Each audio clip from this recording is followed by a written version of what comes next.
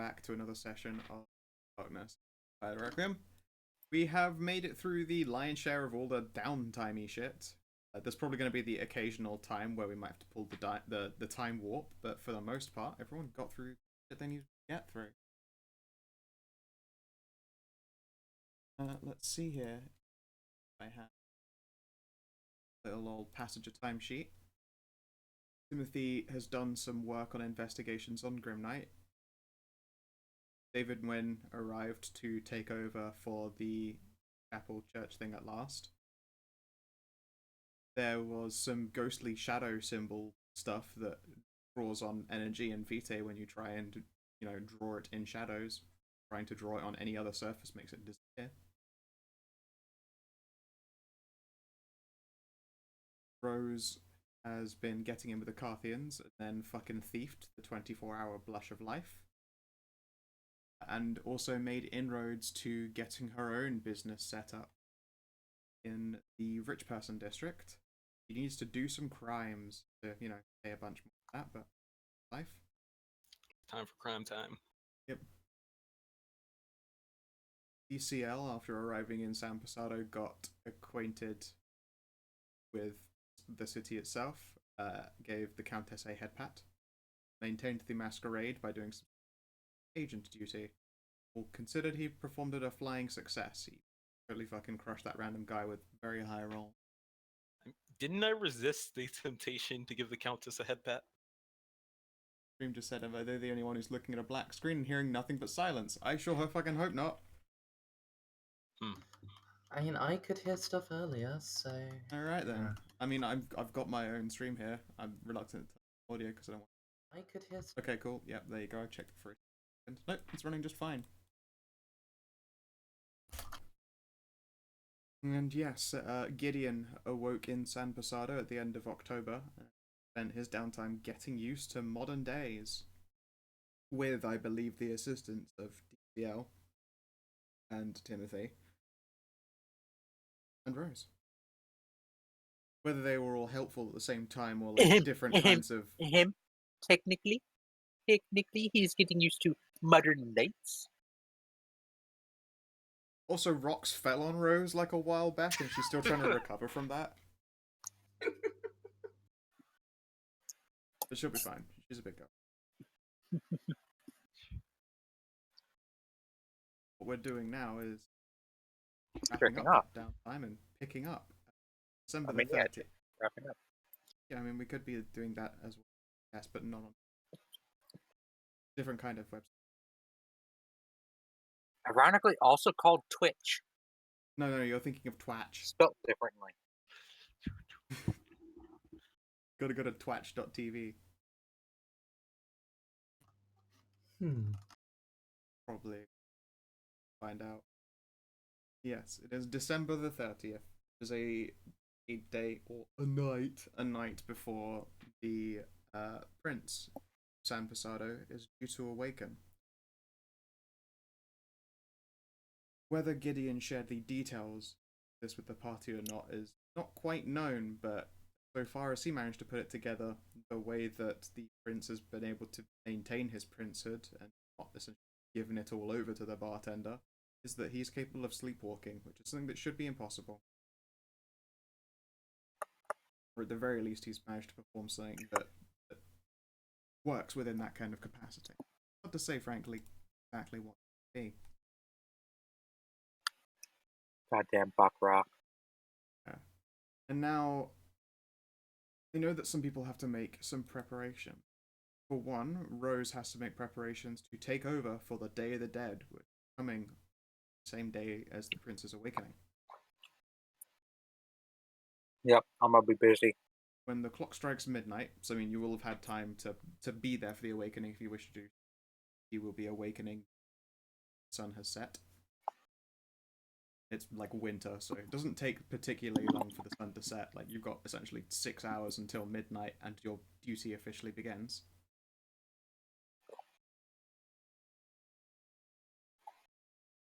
It does also mean that you guys had Christmas. It'd be something that your characters will, actually take part in. Oh yeah. Do during that time. Ooh, that's a whole joint. How did that get in here? Delicious. Is it No. smokable? No, And Hmm. then you just hear. It's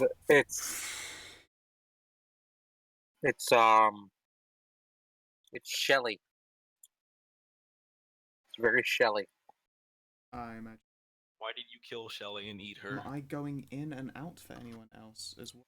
No, I don't think so. you've been fine. Not on Um, Twitch. We can do that on Twitch though. Yeah, yeah. You can go in and out all you want. Or if you're just in California, bro, and you're really hungry, you can also go in and out. Now I want In and Out. Fuck. I I've don't. never had There are no in and outs in my area. There's one 5 minutes away from where I live. The temptation is always there. None of the Twitch servers near me are particularly slow. Oh wait, no. Some of this stuff is getting bombed a little bit, but really not much. So.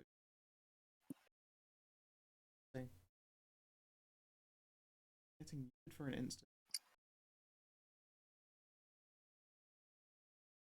Weird. Yeah, I mean, I know I did some recording last night, so it's entirely possible that it's gone a bit fucky on that. Done? Things should be fine, but it's not.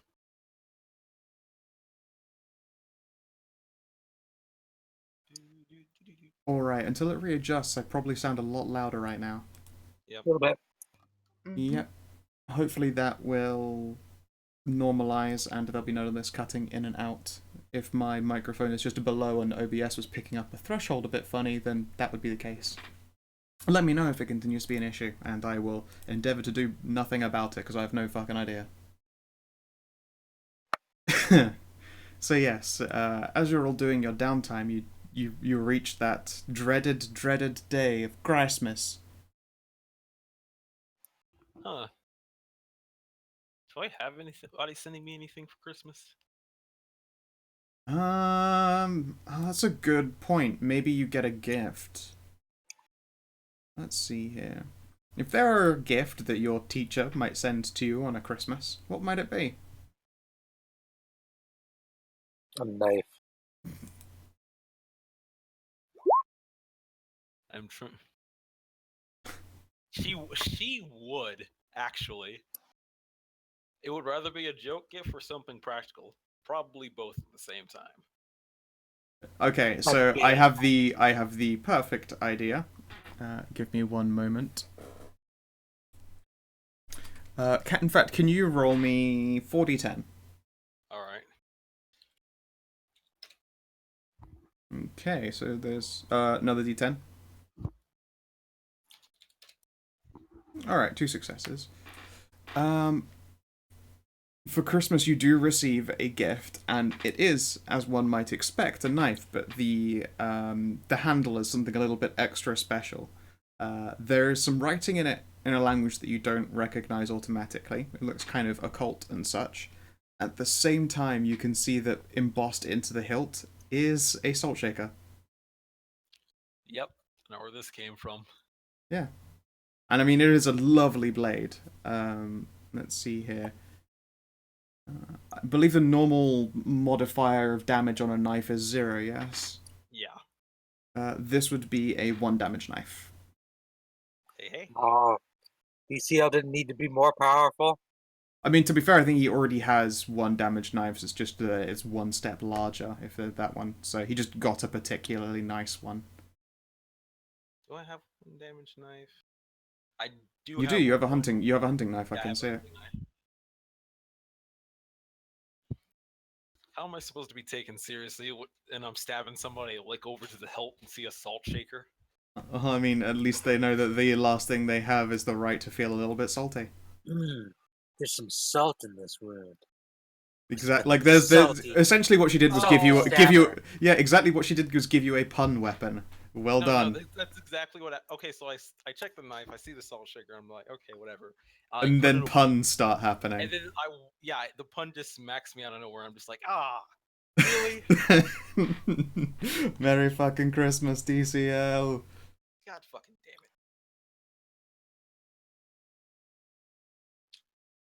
damn it. Okay. All right. So yeah, you did get a gift. Did you gift anyone else shit on Christmas? No, not really, since I don't have anybody to give anything for Christmas, and if I did, I don't Mm, think I have much money. I Um, say. Just chop liver to you. yeah, you'll have already managed to spend like 2 months in the company of your new coterie. Is 2 months long enough to get them Christmas gifts, or at least know what I should be getting them for Christmas gifts? Fucking, you know what? Give me a wits empathy. We Alright, can we can we can bring this to dice. Let's see with your if your people skills will hook you up an easy one. because I'm gonna be honest, buying people gifts unless you like just know what they want explicitly is always hard. Sorry, rinse empathy. Character sheet, why you roll, lag.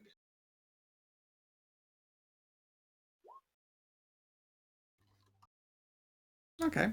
Um, you can ask each player one detail about a thing they might want as a gift. They'll have to be vague, so you might have to figure out what it is they're talking about. Can't I just ask them to tell me what they want? I mean, yeah, no, you can absolutely just go ahead and be like, "What do you want?" But if you want to try and figure it out, then this is the way. This is actually a sneak peek at how a lot of investigative conversations go if you have to throw dice at them. Now the real question is, what would Timothy or Rose both want respectively? What do you get to the woman who has all the waifus? And What what do you is give the to one who has everything? What do you give to the man who is just trying to climb his way up through the ranks? Besides, like, a list of names of people who will potentially be problems. That would be a good practical gift. No I mean, it idea would be how a to very use it. practical gift, actually. Do you want to try and do legwork for Timothy? That seems like a practical gift and a good way to practice. And I have covenant status too, so if I can use that. Sure, wits empathy again, but give me covenant status as an addition to that.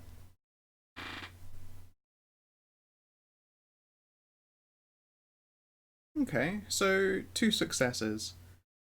You do find out about someone who is in a position of power. Would be putting it not quite correct. They're like an attaché to an elder. So obviously they've got privilege in the same way that Tim has privilege, although you would suspect not quite as many dots in that particular merit. Big air quote. They are considered to be a bit of a detractor. They don't like the idea that the prince is still considered the prince, despite their having been asleep so long. They don't recognize the authority of the bartender 100%. And it's more something that you pick up in conversation. Like, you approach them as, sure, you're part of Tim's coterie, but you're a new face. You're a new face at a particularly troubling time. So yeah, you can give Timothy as a little Christmas gift the identity of a detractor of the prince. Makes sense. Write up as many details as I can and give him that information. Sure. Okay then. Timothy, give yourself a temporary merit. It is a 2-dot merit.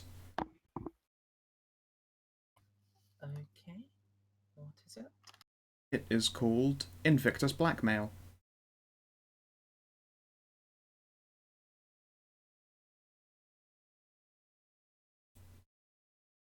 If at any point it seems like you could take advantage of doing so, it is a temporary merit, so each dot of it that you spend will actually use it up.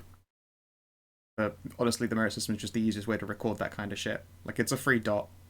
Well, free 2 dots and a thing. And it's a modifier that you can spend.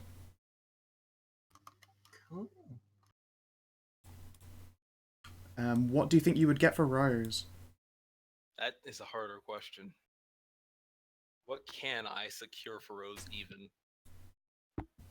Well, I mean, she's actually looking for material wealth these days. How are you at larceny? I can turn invisible. That is a very good point. I mean, if I just want to go and steal from a bank. A bank is a little bit too high profile. That's not what No, you tend to do last. I mean, yes, but you could try and go invisible and rob a bank. So obviously, the gift I need to give Rose is the gift of a thieving partner. So you're going to give her an IOU? Yeah.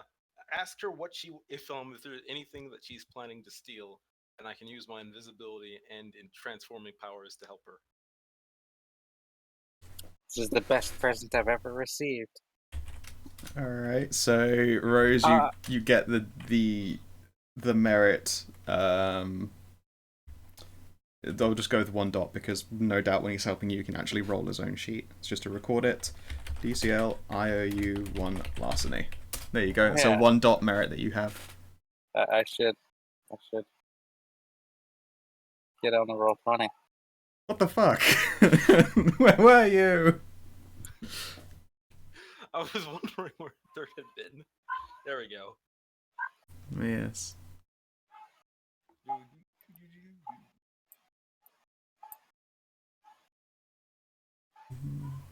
Yeah, there you go. So you gain yourself a delightful IOU larceny merit. Yes. It's probably harder to think of things like gifts for Gideon or Claire. Claire, because she's just been busy. Her cult is going quite well. When I say cult, it's more like some kind of, if you were to imagine an evil magician's cultist building, like that's effectively what she's having constructed in a location of ley lines, a worm's den for the Defiant. It's been in her process for a while now. Rose is getting Gideon a iPod. Nice. That's a gift to everyone. Not like a top tier iPod either. Like You mean like the older shuffle? one. No, something with a screen on it. Fair enough. Fair enough. But not a top tier one because he's probably going to destroy it at some point. Yes. You don't mean one with a touchable screen. You mean just one with a display, so you can actually scroll. Yeah, sure. Now here's a question: the old school scroll wheels on an iPod reacted to like body heat to like turn that clicker, as well as the like fingerprint abrasion. Could a vampire actually use one of those then, unless they blush of life? Because you don't produce body heat, and your skin doesn't really create any oils.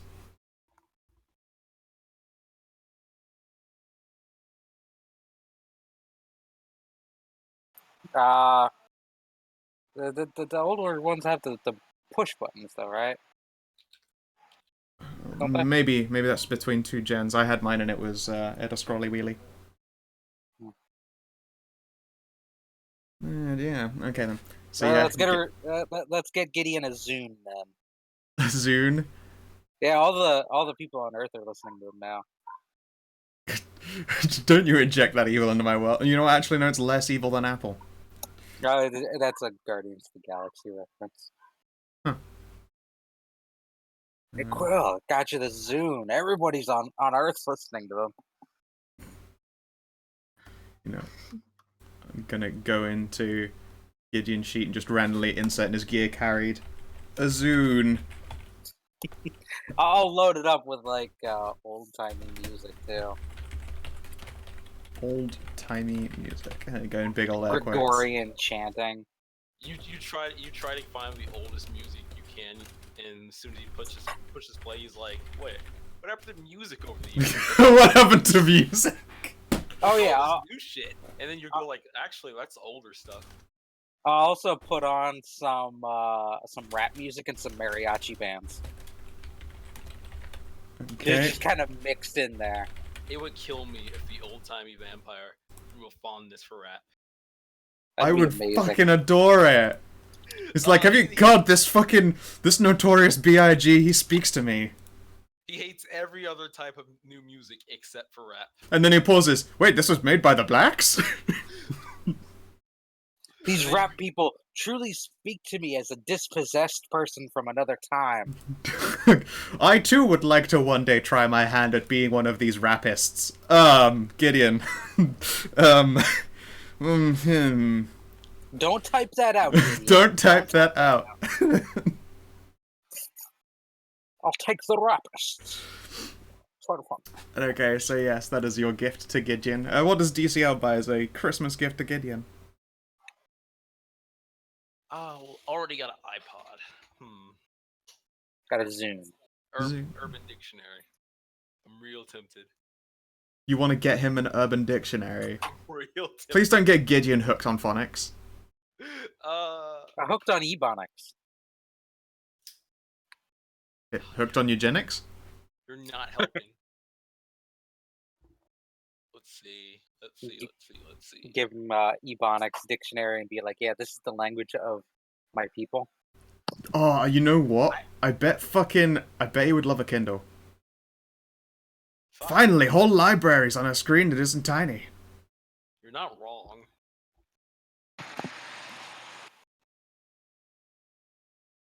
Honestly, yeah. Now that you mention it, makes sense. I say it because I was thinking, like, what old people gifts do I get, like, nowadays that I think are actually pretty good? Oh yeah, the fucking Kindle. If I actually had the time to read, I'd use a Kindle. But yeah. I do it on... I read Kindle on my phone, which is depressing, because you just get a headache after a few hours. I kind of just, I like to have paper books. Yeah, I know. We already know you're gay. I like the audiobooks. Incredibly gay, yeah. Double very gay. Audiobooks are double very gay. Yep. Well, I guess that makes sense because I listen to them because I like the voice actors. Okay, then, let's see here. So yes, that's a gift time. I guess since Rose has already picked out a gift for a thing, what does Rose get for people? Let's see. Don't forget you have 2 waifus to take care of as well. Oh yeah, don't worry. They're each getting something nice. The wife who struggles, really.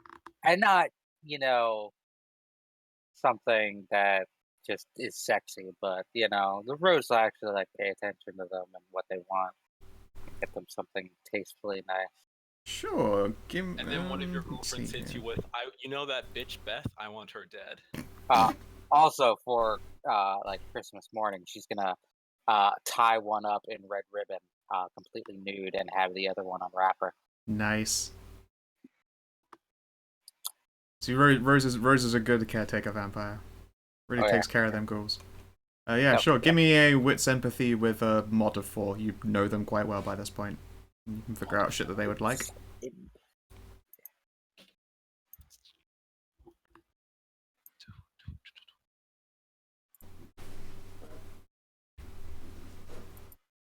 Someone in chat just said, admit it, DCL, you would listen to the dictionary if Morgan Freeman was doing the reading. I mean, fuck yeah. Well, who the fuck wouldn't? Exactly, we all would. Alright, 2 successes. Okay then, ask me 2 questions about a thing that Etienne would like, and 2 questions that a thing that Emma would like. What would Etienne like?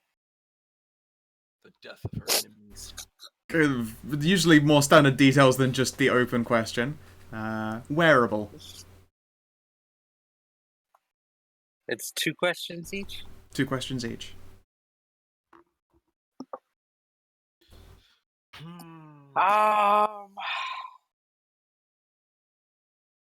Sexy or classy?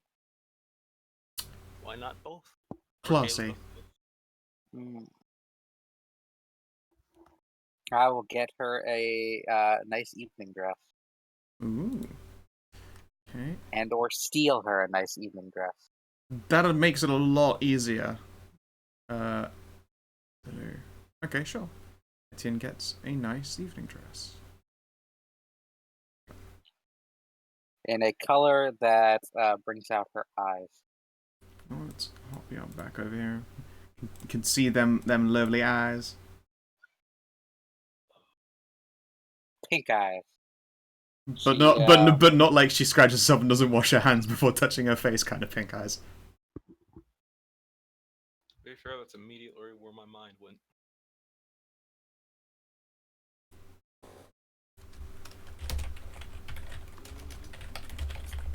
Classy evening gown. Cool. Alright, next you have Emma.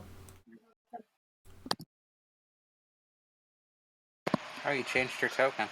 I did. I forgot that I had that one, and I was like, oh yeah, shit.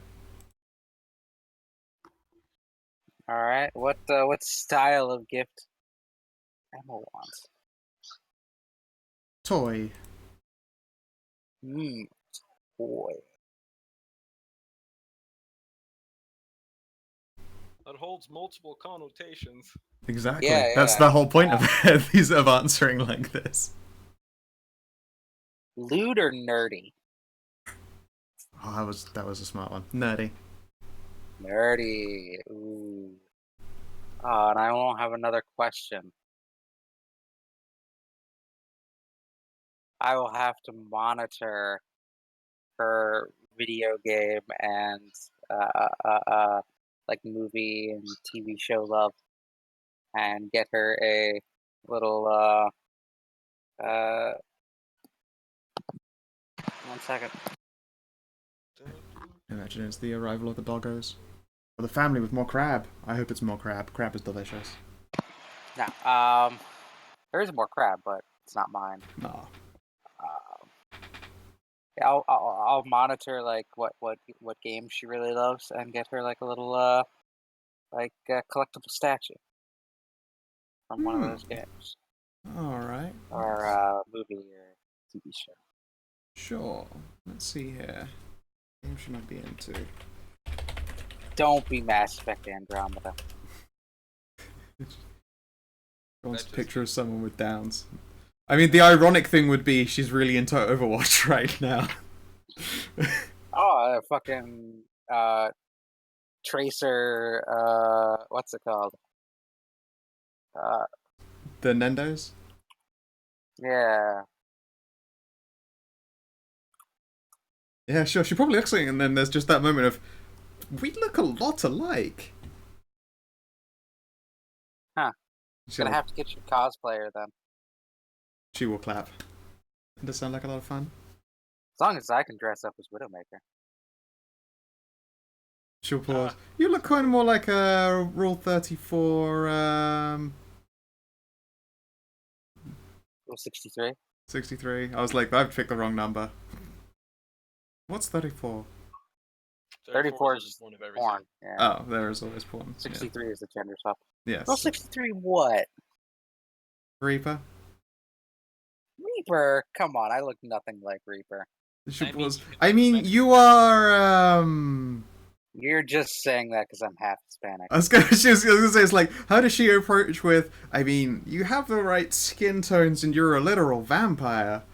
Like, that's... I mean, I'm Pretty evocative. a literal... I could be Mercy then. Mercy's totally a vampire. This is also true. Or a lich or something. She's immortal. That is also true. You look very good like that as well. Ooh, maybe I could go as Mercy and Etienne could be Farah. Nice. But you look at the like tall, in shape she-male lass. But then Emma would be out as Tracer. Here, I'll be one type of Mercy. Emma be the other type of Mercy. Smart. I will be Demon Mercy. Of course. So it's like you started just like I'm picking up gifts, and then you're like, oh, cosplay, fuck yeah. You'd be like, God damn it! Now I need to buy all these things. Hi, puppy. Hi, puppy. You come back here, pup? Oh, fine. Fuck off. Didn't want to. I love you anyway. I don't need you. You aren't a puppy. You're a big dog. Hi. Hi. You're bringing puppies with you, though. Bring it closer. Bring it closer. Hi. No, don't back up. Puppy, no. Puppy, come back. Goodbye forever. Puppy, come back. You can blame it all on me. Did you just get sneezed on? No. I don't know why. Yeah. Okay. Aww. Anyway, past the Anyway. past pupper adventure break.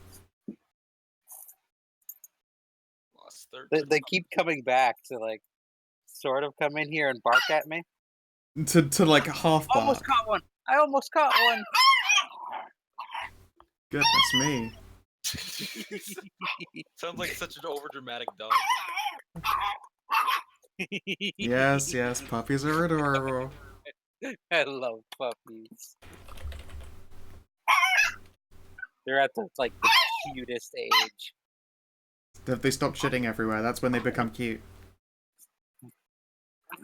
Come here, you little shit. Yes. There's 3 of them here. Like, Oh Jesus. It is quite loud.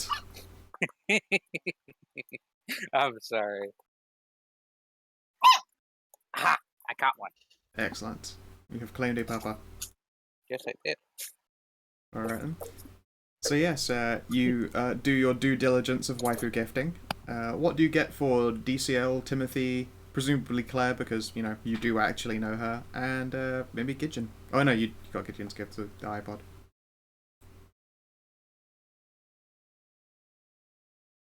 I don't know what to get DCL or Tim or Remy.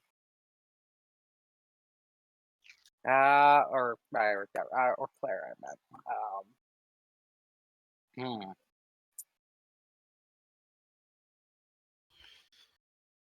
What would Claire like? Well, what should I roll with sympathy? Yeah, go for it. Likewise, +4. You've known her a while now. Fucking hell.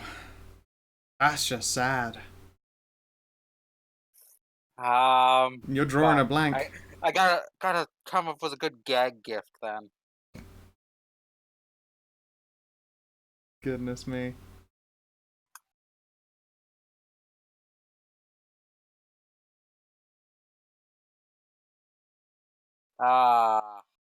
So you should go to iwantoneofthose.com and just look at the random bullshit there.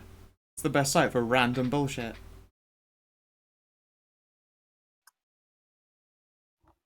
I want one of those. It's kind of amazing. I'm gonna send Claire a Lego set. Nice. Okay, Claire gets Legos. Star Wars Lego. Okay. Can you do that now since Toys R Us is fucking defunct? Buy it on Amazon. God. Yeah, Amazon exists. You know, the What reason am I, Toys some R kind Us of is ancient defunct. vampire? Yeah, fucking hell. Couldn't help myself. She's just shy of being in the millennials bracket, but only barely. Alright, let's go into Claire's little sheet. We'll add gear carried. A Star Wars Lego set. Nice. And for Tim, +4 for Tim? Yeah. Ooh, 3 questions. You can ask What kind- 3 questions. What kind of gift would Tim like? Non-practical. Non-practical.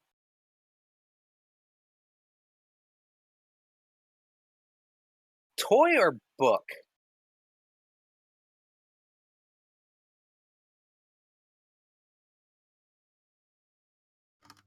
Book.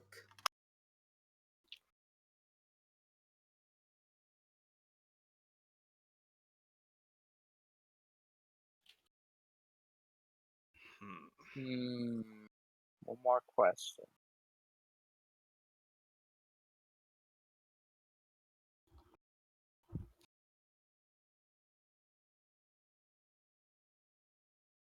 Fuck, I don't know.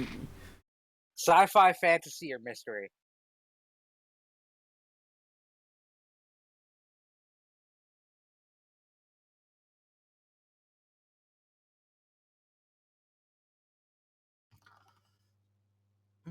Fantasy. Good choice, good choice. Obvious path here would to get like a big, like Lord of the Rings collection. That might be a little bit like cliche. It's like anybody who wants it probably already has it.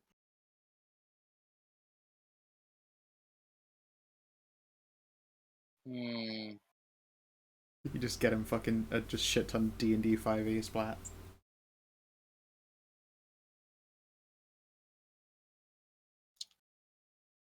Get him. Actually, you should get a Super deluxe collection of Harry Potter. Nice. By the end of it, Tim's like, I feel sorry for that Voldemort guy. It never really went his way. Obviously, just get an autograph from Gary Gygax. Gygax. Gygax. Sadly, he's in torpor at this point in time. He would have totally been a vampire. Yeah, He he's in literally torpor just right now. waited all the way, and then he's just like, "I miss the old days." He'll be back in 60 years to bring out a new edition. He'll be back in 60 years to suck away the fame from somebody else who deserved it more than he did. I don't Cough, know the cough, story Dave there. Arneson. Cough, cough. Dave Arneson did a lot of work on D&D. He just didn't have as cool a name. And Gygax just like took all of the credit and basked in the glory of being Gygax while Dave Arneson went back and taught like high school. Yeah. Arneson was the cooler of the two, honestly. Gygax wanted to basically turn it into a war game. Arneson is the one who, focused on like world building and, creating these intricate settings. Fair. Did you roll a die to see how you would respond to that? Yes, I did.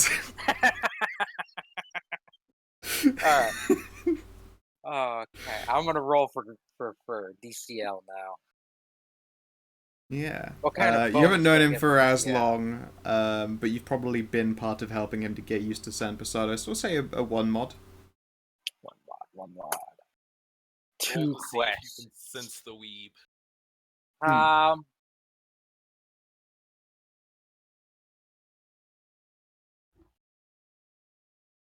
So what style of gift would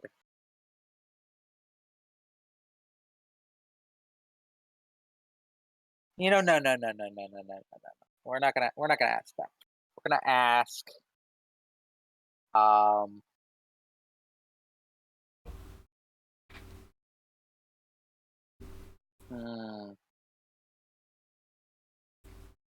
we first met at the Little Inferno. I'm gonna ask leather or latex. I raise. Can I still answer with weeb? Well, no, you're being asked these questions in a meta sense. Like, imagine a conversation is occurring, and then this is the end result of what is learned out of those conversations. Then I'm going Usually to it would be contested, but you aren't in a contest with each other. Then I'm going to say leather. Okay.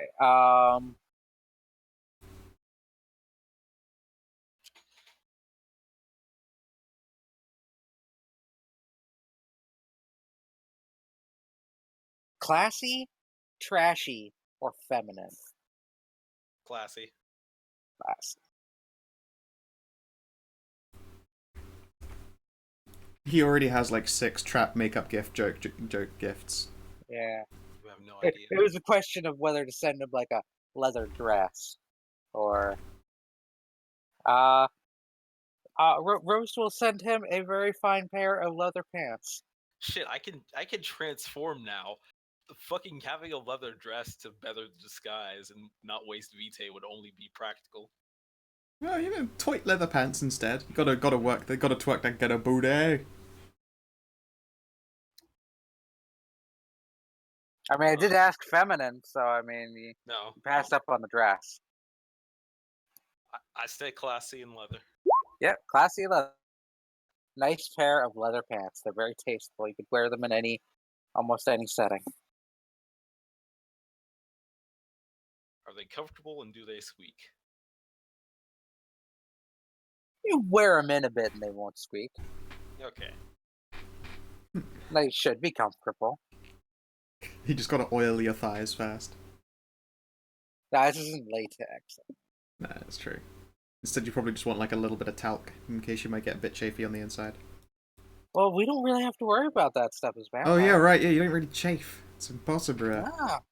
Impossible. Your crotch takes bashing damage. Oh no! And if we do, we just wake up the next day and it's gone. We don't have to deal with like the day-to-day like pains and problems of the stuff. Yeah, Oh man, you have vampires colossal are perfect hands. for like the body piercing like displays. They just go to sleep and the next day their body's completely healed. Yeah, I mean, if you remember, there was a crone person who would get themselves retatted and pierced each morning. Well, quote unquote Yeah, morning, so that they could essentially just do an that art just display. seems far too time consuming. It does, but what the fuck do you do when you're rich? Just time-consuming nonsense shit. And I'll probably have to look into hiring that person for my club. Temporary tattoos. So that's everybody's gifts from me done. Yeah, Except I'm gonna send a box set of all the Game of Thrones seasons, plus the recently leaked episodes. I'm gonna burn those to a DVD and include them in there. I'm gonna send it to the pack bar with the uh, for what's his face Dimitri. Dimitri. Sure thing. And I'll include in the note there, if you can't see him, just, call out to him and put him on. Sweet. That is very good of you. Dimitri the Ghost will be delighted to have more Game of Thrones to watch. Yeah, alright. What does Timothy do to give people? Oh, yeah? I'll also burn and send several Game of Thrones Triple X parodies, Nice. just in case he's into that. Yeah, you never know. You never know. Yeah. You gotta have. It's like they pitted the wrong DVD first. Oh shit, Dimitri. You gotta have Game of Bones. Winter is Coming. God, stop, please, stop. Thank you. John Bone.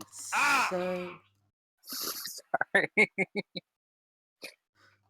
so the first thing is that everyone gets a card. What's the card say? I mean, why don't you look in chat? I just posted it. Oh.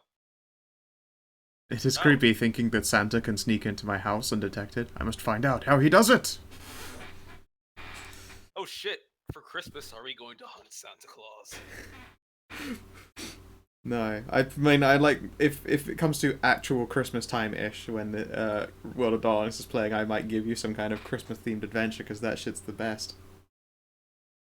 And that's how we found out about the spirit of Christmas. It turns out Santa was a Promethean and the reindeers are an undead service sleigh. When I ran my werewolfy game, I had the party during Christmas have to deal with like Christmas spirits. Nice. Mall, and they had to fight the spirit of Christmas who had been corrupted, and he was just like this biker Santa. Oh, was he bad Santa? No, he was like this big overweight biker guy. Nice. Worked as a mall Santa once. I could probably find the art I did use for him, but yeah, it was fun, and like they had to fight like the corrupted reindeer and everything. That does sound pretty cool. Like, I imagine that in the San Pasado this time, like, the idea of so many people sharing in an idea so constantly for, well, let's face it, like 2 months, because people had to get started on that shit very early, probably does create artificially a lot of spirits. Yeah, and these spirits have gotten tainted by various negative emotions. Oh yeah, there's probably the spirit of, like, Christmas head in the oven or some shit just goes on a rampage.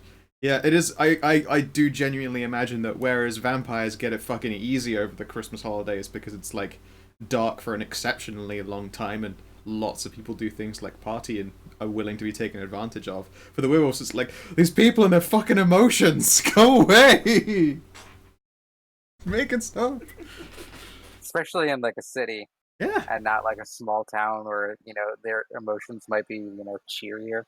Yeah, no, it is a population of 6 million, so yeah, no, it is actually, you probably are occasionally seeing werewolves like a little bit out of their own territory just for the sheer fact that if they didn't, the the spiritual pressures that begin to weigh down on a city during those kinds of holidays would start to have an effect on people, and that ruins a meal.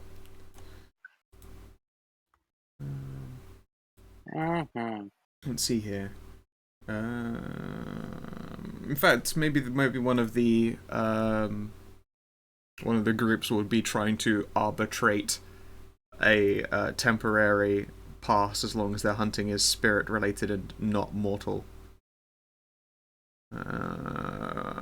Roll me a. Let's see here.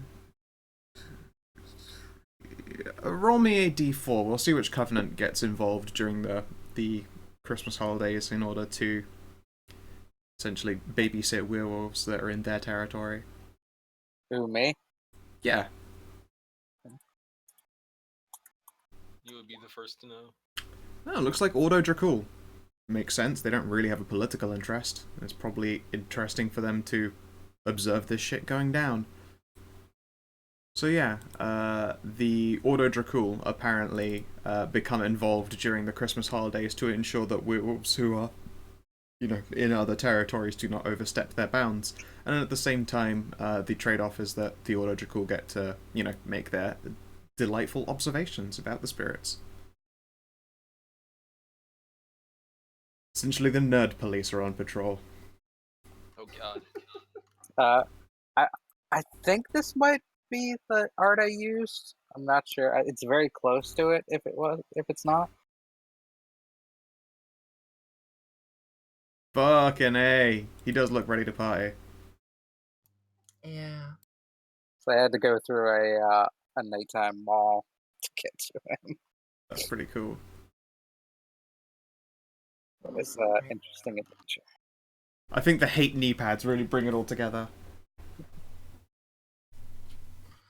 As to specific gifts, though, have we gotten DCL measured for a proper suit yet? I've taken his pants measurements. The And passed question my of if mom. I would have a proper form-fitting, like, high-spec suit is probably a good question. Because I probably had one and then got it ruined pretty early on. Yeah. I feel like it's, you got that, information pack on DCL. There is absolutely zero doubt in my mind there is some note from Vampire Hedra that's like, this asshole does not know how to, take care of his appearance. Here is his suit measurements. Yeah, his Christmas present is going to be a properly custom-tailored suit. Nice. What style? What style is in vogue at the Elysium right now? Let's see here. I think right now...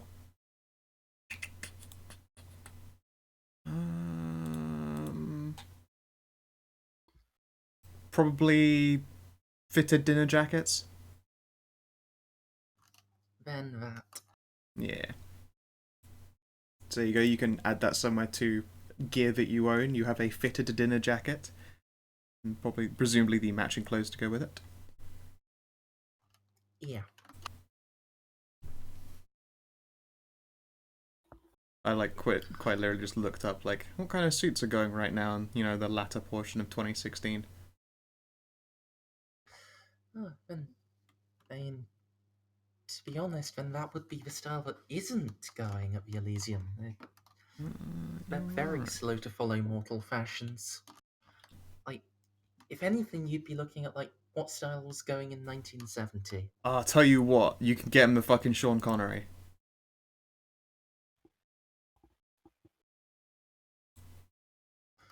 I'm only thinking, Like James Bond Sean Connery suits then, if you're looking to track it back a few years. To a thankfully quite timeless appearing suit in the first place. As opposed to fitted, I believe those are structured. It's been a while since I've looked into suits.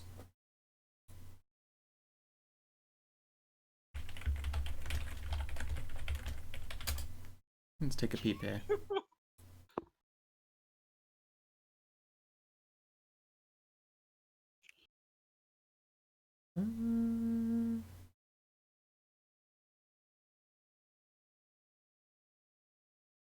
Yeah. Okay. Man. So there is the tie era right before the bow era. That's probably crushing it.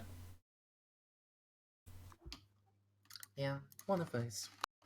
Since Kindred fashion tends to be 40 to 50 years behind mortal fashion, Yeah, and seems I most frankly likely. suspect suit fashion to hang around even longer because it is quite hard to get tired of the suit.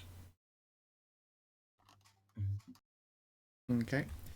Does not retire the suit. One does not retire a suit, it's true. What does Rose get? Let's see, Rose. She's not like an actual inferior, so would be an insult to get her a practical gift.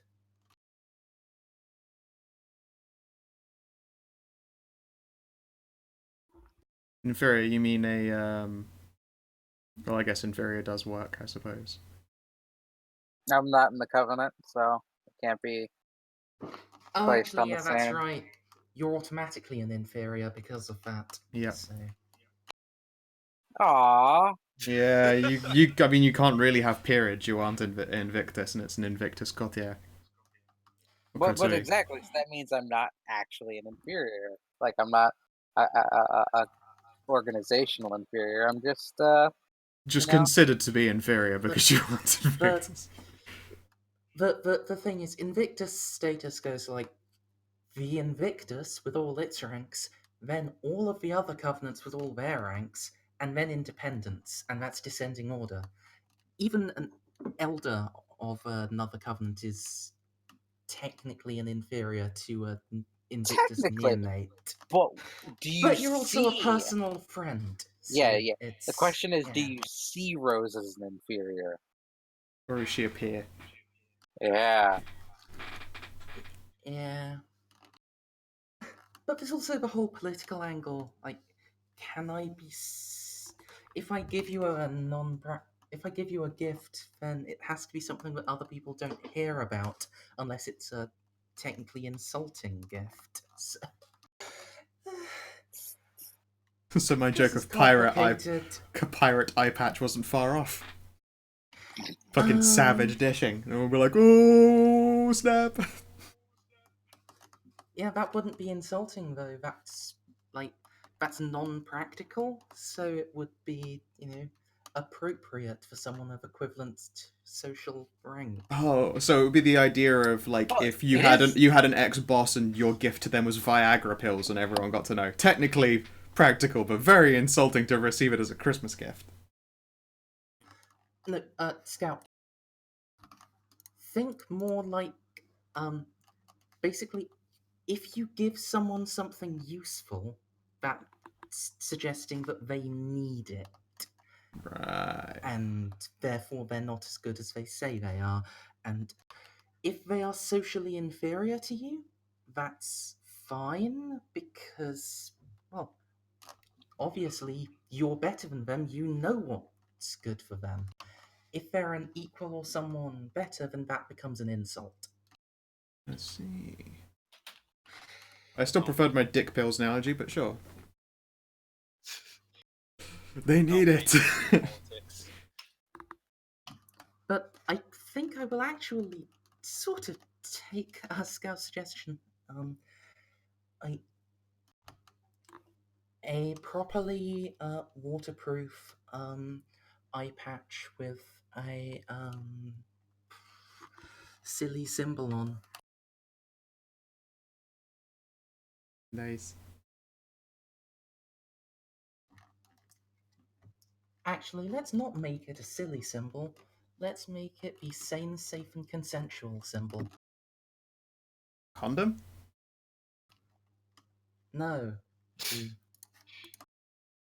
Is there a symbol for that? Google says yes.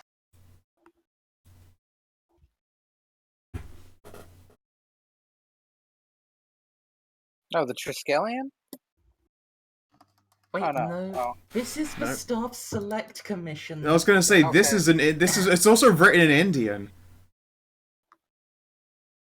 Indeed, the shorthand says "Sec Logo India." Good. Yeah, you're like looking for a fucking thing to get an SSC logo, and it's like, why is this Indian shit written all over it? Get it sent back.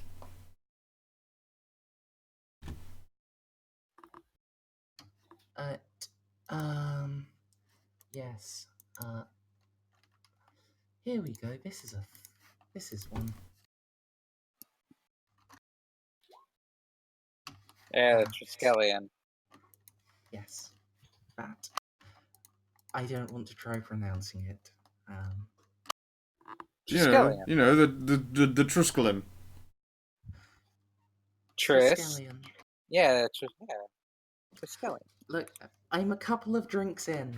I'm not really trusting of my tongue right now. Heyo. Okay, so yeah, give her a dope eye patch. I will wear it while I am dominating my subs. It is good. I mean, like occasionally you have to, have sex with the glasses off, and then occasionally you have to look into like the hellscape eye. I hear it only makes it more intense. Maybe if they're about to like ghost nut. Oh, I'm gonna ghost complete. You pull a Ghost Rider in the middle of sex. I'm sure Urban Dictionary has a word for that. Pulling a ghost rider. Isn't that like setting fire to someone's head? Is that already a thing? I wouldn't be surprised if that's already a thing. So let's find out. Urban Oh, Dictionary. The Ghost Rider. How about just Ghost Rider? I mean, that's gonna be Ghost Rider in the Whip, surely. When you are having sex with a girl and your buddy watches through the window, you leave the room for a minute and switch places with your friend while the girl does not know she's having sex with your friend, not you. You then knock on the window and wave at her. Jesus. Rape. Okay. She screamed after he performed the Ghost Rider is the using As she probably should. Yeah. Before calling the police. Anyway, Excellent. Alright then. So yes, you give out the practical gift. What do you get, Claire? An illustrated astrological dictionary. Neat. Ghost girl who wears webcams. I mean, that one's a lot fucking safer. Oh, I took that completely the wrong way. What way did you take it? When Scal said, well, at least that's a lot safer, I was just like, are you inherently Oh. are you implying that Oh, go right. Safer Right. than the other definition. So and I was just like, I probably shouldn't say anything. And then I was like, oh wait, I realized that that's not what Scal meant. The girl has never been with a black man. She has been a Ghost Rider her whole life.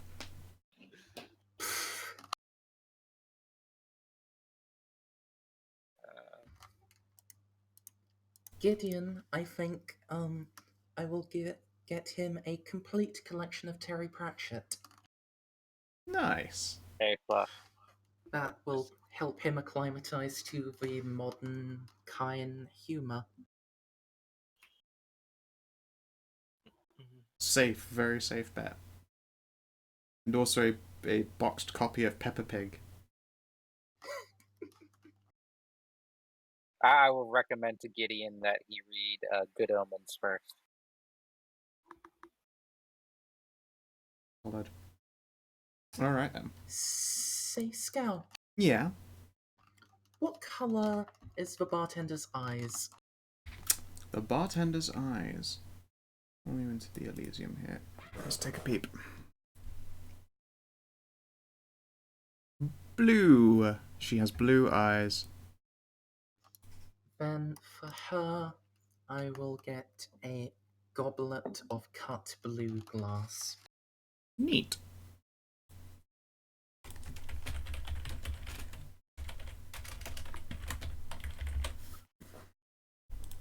Let's see here. From her, you get a gift as well.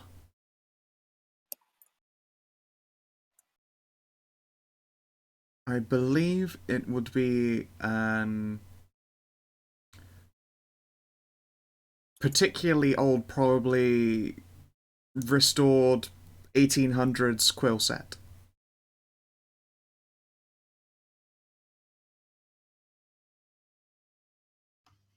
Well then. Happens to be quite nice. She tells you should try and brush up on your calligraphy. It's a sadly dying art.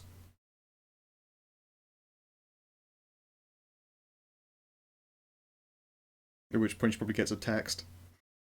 No.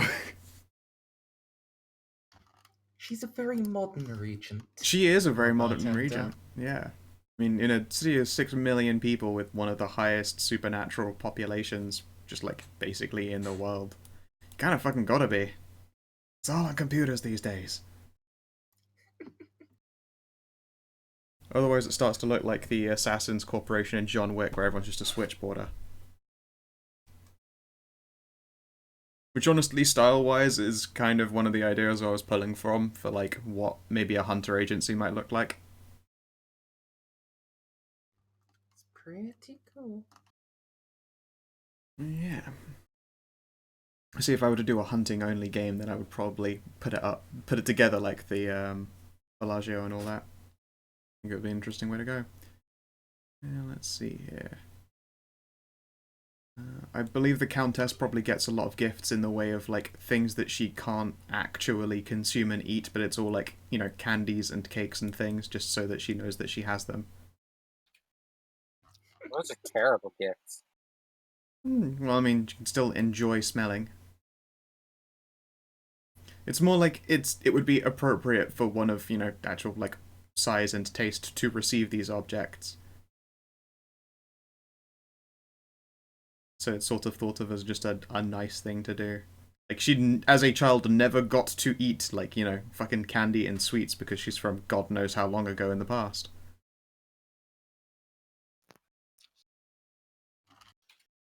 I maintain terrible gift. Yeah, but, I mean, what do you actually want to try and gift the Countess? That seems like a scary proposition. Rose filter never of really sweetened blood. Rose never really dealt with the Countess before, so she doesn't really know how scary she is. Fair. Although, you know, hearing that she is so old, Rose will try and treat her as an adult. Always good. It's something that is generally considered quite challenging to do because, you know, demeanor aside, she looks and sounds like a child. How old? I fucking forget, like 11? I can't remember. Give her an automatic head patter.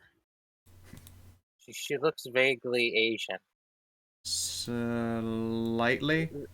Vaguely weeb. Yes, I mean, she Anime. has got quite literally cat ears She looks anime. from being Gangrel. She looks r- anime, she r- dresses in a pretty dress. Well, yeah, how old was r- your kid? I remember now because she was meant to be like 3 years older than that. Yeah. Automatic head patter. Oh yeah, I have to get to that in a second. Rose will send Countess Avelina a frilly Lolita dress. Japanese style Lolita, not, you know, lolly. Yes, no, yeah, actually Lolita, like Yeah. China doll clothing. Yeah. Yeah, sure, she will quite like that.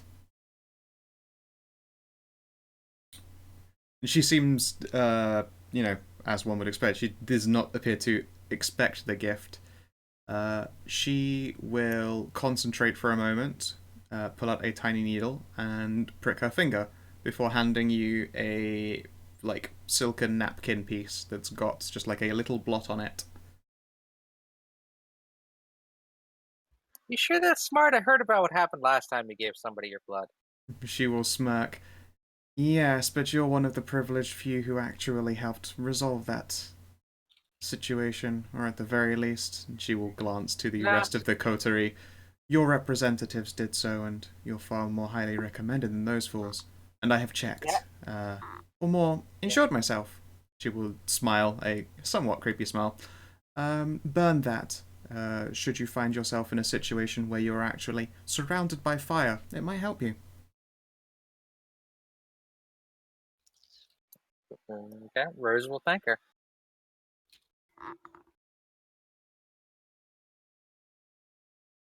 And yeah. Yeah. Completely slipped my mind. Rose has to get a nice present for her daughter. Yeah, how does that go then? Well, Etienne's been keeping tabs on the daughter, of course. Yeah. She's doing well. She has a big old doggo. Yeah, we're gonna find out what she's into. Like, is she getting interested in fashion or books or games or what? We're gonna. I mean, Rose has been out of her life for like 2 years. Yeah. Girls can change a lot in the span of 2 months. Yes, this is also true. Let's see here. I guess give me wits empathy. You can have a +1 mod because, although you're correct, changes are expected. Still your child.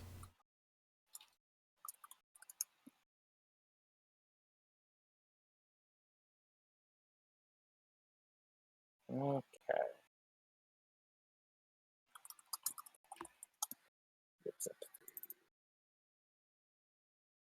With what bones? +1.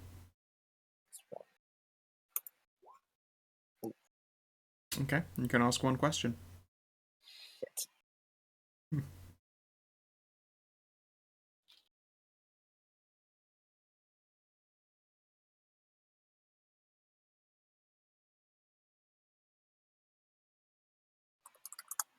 I have to remember how old she is first. I believe your child was 8. Is that it? You said like 5th grade, is that right? I don't know them by grades. It's not a thing here in England. We have different year-based system. Year 5, wasn't it? Oh, good God. Farted. The year system confuses me. How old is grade? 5th grade. They usually... Oh, she's 10. Which means the Countess actually looks 12.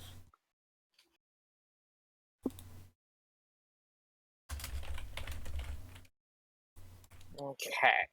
So.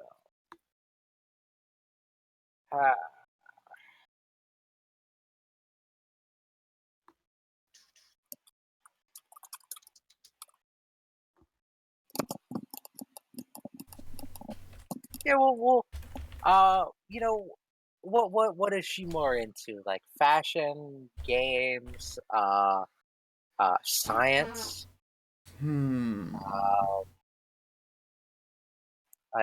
What's her big?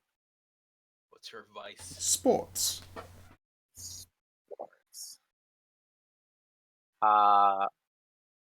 Any sport in particular? I know I don't get another question, but I mean. Let's see here. Like is she playing soccer or? She has probably been seen playing baseball, actually. Part of a little team. Whatever they were fucking called. A little league. Yeah, little league. She's pretty into it. You have to imagine, as an adult, does she just do that because she thinks the children are adorable? Do what, sorry? If she has an adult mentality and she's been seen playing Little League, is she just doing that because she thinks... No, this is Rose's daughter. Rose's actual daughter. Never mind. Yeah. Rose has a 10-year-old daughter.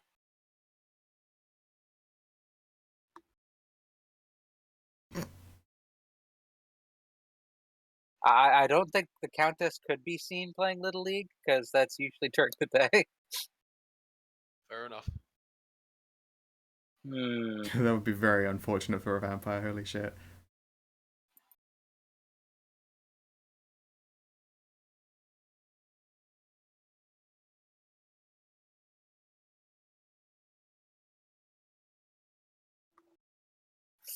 Ah, A spiked baseball bat. Kill him dead, sweetie. Shit. A genuine swatter. She was yeah. I'm trying to think of like a good gift for a young girl for.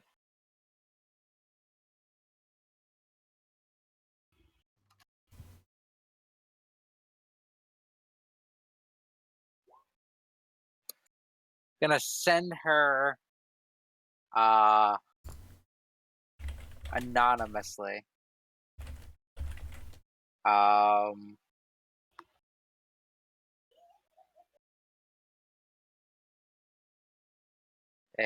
a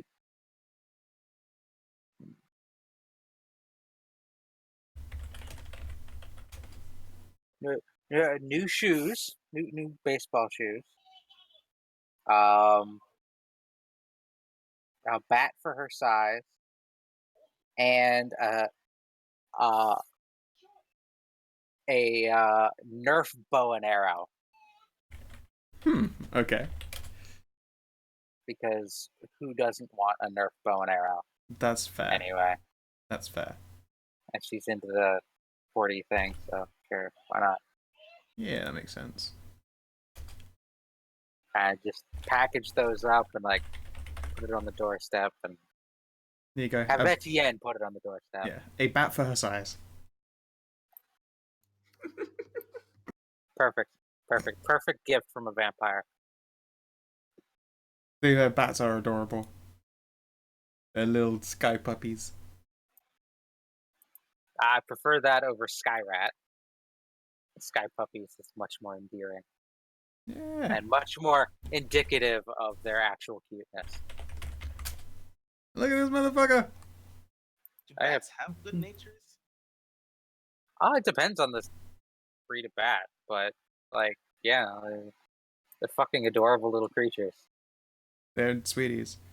Even the ones with like kind of horrifying faces are actually sweethearts. Because Yeah, like I was thinking- Have you ever seen the bat like eating a banana? yeah, but I'm like, what's a general bat's temperament like? Like, if you were to keep one as a pet, would it work? I mean, it would be like having a snuggly puppy, like all the time.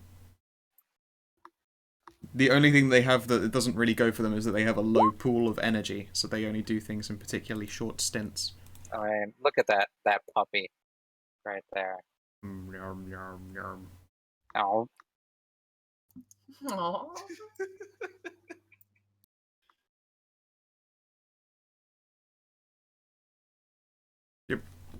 Yeah, no. that is. I would not lo- their I would love official some pet name, pets. Sky puppies. Yeah, sky puppies. I just looked up cute bats on Google search, and I also found this, so you guys can enjoy that.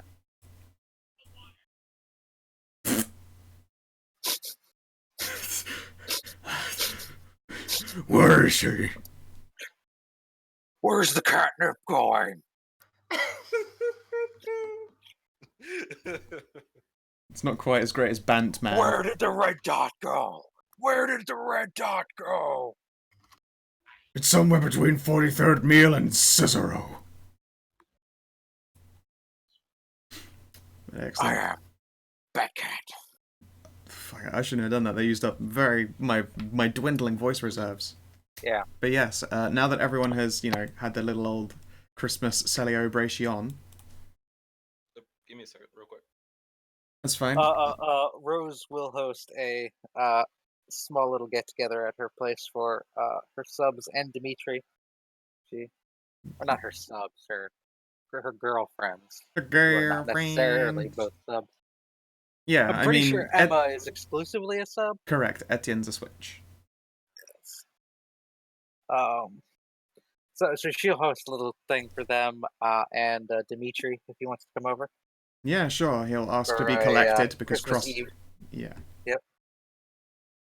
He would gladly do a little Christmas Eve get together.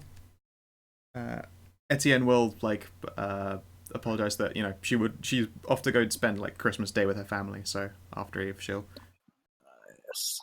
be catching Okay, a we have ride back Christmas to that. morning, Christmas Day. Yeah. Oh man, it's gonna be awkward to meet the parents. This is my one-eyed haunted girlfriend. How you doing? Maybe after she gets her club business going, because then she's successful. Yeah, a business owner, not just like a Yeah. randomly thieving garage owner that somehow makes more money than the business. She's not even a garage owner. She just a works mechanic. Yeah, you're right. Yeah. Doesn't even own it. Oh. Only more questionable. Mm-hmm. How does the IRS just not bust all vampires? Here's my poor Latina girlfriend with only one eye. Yeah, my poor one-eyed Latina girlfriend. I mean, I'm sorry that I don't spend much time with you after the whole sex change thing as well, you know. Just really compile on those family issues like a fucking daytime soap opera, except at night, because she doesn't go out at day. Sorry, she's not going to be able to make it for brunch. She's a vampire. Don't worry, she didn't lose her eye in a drug war. She lost it to the cartels. No, it was plucked out by a god of death, a Haitian god of death. But replaced with a ghostly eye. Yeah. So a win-win. I mean, that's the metaphors they used for the cartel. It's very they call him Dolor. He's always dressed like he's ready for fucking the Day of the Dead. Because it's always the Day of the Dead around Santiago Dolor. Those cartels, so eccentric but so evil. Yep. Yes. But yeah, now we've made it past gifty fun times. We're going to move to a thing called aspirations. That way, what with you for to do a gathering of experience. What would my inspiration be at this point? Aspiration, not your inspiration. Your inspiration is being a weeaboo, as it has always been. Fair enough.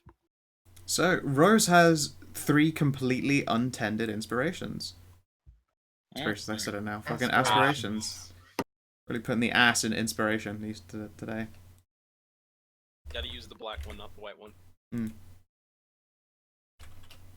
So Rose wants to get her club off the ground. Yep. She needs to make some money. Alright then. Would you like to give me a number in wealth dots? Because make money, it just in general is quite nebulous. Not just like find $20 on the ground, but make some, fair make amount some of fucking cash, jewelry. Yeah. Make big money. Okay. And last aspiration? This is after Christmas. Yep.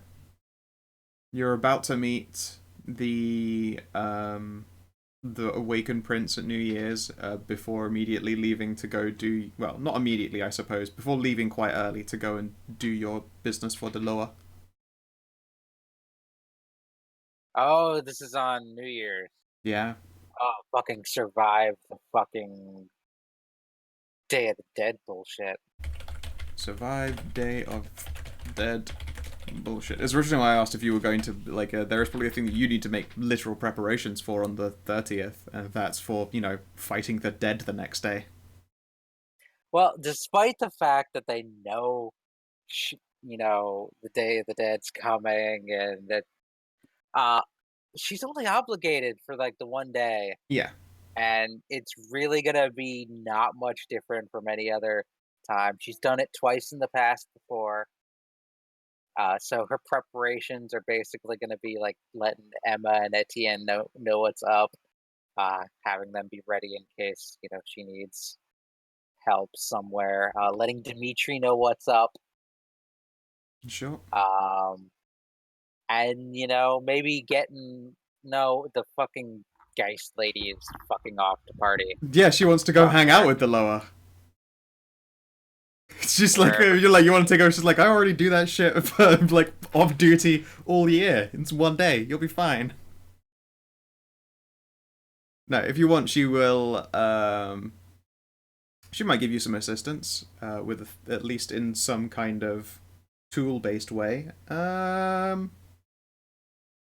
would you like to do to try and, get her assistance, like charming her or conversing or just doing a thing? If she wants to go party, fuck it. Oh no, she's offering. She is a Geist and may indeed have tools that will assist you instead. Specialty is rituals and objects. I'm not gonna try and persuade her in any particular way. I'm just gonna say I'm gonna be doing this. So, you Okay. know, if I call in need of help, please don't be too drunk. She'll pause. I get over alcohol very quickly. By the time a taxi gets me to the graveyard, I'll be fine. Might not always be graveyards, but yeah, That's the easiest way in, but point taken. easiest way in. But they can come up everywhere This or is true. go anywhere once they're up here. I'll keep chalk in my pocket. And a doorbell. And some scotch tape. Other than that, she is going to gather up like 50 bottles or 50 jars of peanut butter, Nice. toss them in the back of her car. It's like for the past, I don't know, like 2 or so weeks, it's just been so many peanut butter and banana sandwich. Just been eating, just constant banana or fucking peanut butter sandwiches. There's a lot of time now that they spend next to you, and you just hear. It's just the roof of their mouth all the time. Like all their sex play for like the past few weeks has been peanut butter related. Yeah, they're just like, oh my god, I don't want to see peanut butter on a vagina ever again. But the next time they do, their mouth automatically yeah, because they've automatically associated it. Yeah, they get handed a peanut. Yeah, she gets handed a peanut butter sandwich and gets a boner. Like, oh, this is gonna be awkward. Damn you, Pavlov. So yeah, okay, that's your 3 aspirations. DCL. What are DCL's 3 aspirations? Your first 3 aspirations. Head pat the Countess. No, not actual aspiration. Shit. Well, I'm technically hired under Timothy, so I guess an aspiration would be help Timothy with one of his aspirations involving the Invictus. That's a very weird. I guess there's nothing really stopping you from having the aspiration of help Timothy resolve an aspiration. Because, I mean, I'm technically working under him, so anything I do for him is me doing my job. Yeah, resolve an aspiration. Sure. Okay. And 2? How specific can I be on with this? The more specific, the better, usually. I want to manage to use my face in the crowd transformative powers in a way that ends up furthering the job. Not invisibility, but like specifically turning into another person and use it successfully. Depends. Well, you've combined something very specific with something epically vague, which is to complete a job. I mean, like, you haven't been set anything officially to do. Like, the agents are all essentially like sat on their thumbs waiting for the prince to wake up. It'll probably get busy after that, but it's a weird wording. But say like we get a job and it involves talking or getting information out of somebody. I want to successfully dupe them by pretending to be someone they know or somebody who's important to them. I mean, I will not stop you taking that aspiration. The warning is that you have no way to forward that aspiration until you have a job to do it in. Yeah. And that means that it will be just as scoreable. It'll be worth as much as if you took it now as if you took it, the session of trying to actually complete a job. So if you're wanting something more worthwhile, you would either want a long-term goal to have so that you can start putting pluses into it, or just some other completable stuff related to the shit you're getting up to today. I guess then I could change it maybe to... Shit, are you allowed to have conflicting aspirations? Yes, yeah. I mean, it means that one will have to fail, but you can absolutely have 2 aspirations that are hypocrisies. Well, then I guess an aspiration would be to complete a job without causing a fuss, or like going to violence. Complete a job without resorting to violence, sure. And then the other aspiration would be, if resulted to violence, make sure to kick as many asses as possible. In a violent confrontation, kick the most ass. An interesting combination. I like the idea of picking 2 aspirations that are entirely at odds with each other, just in the idea that you'll be able to score it. I don't know what kind of fight you're expecting to happen at New Year's, but okay. It's rather you big boss ghost it with no deaths, or you go completely You loud and kill just murder every everybody. single person there. No, I approve. It is only one of those two modes. There is no in between. Indeed. Alright, Mers, you have 1 bonus in researching persistent shadows. You have 2 empty aspirations.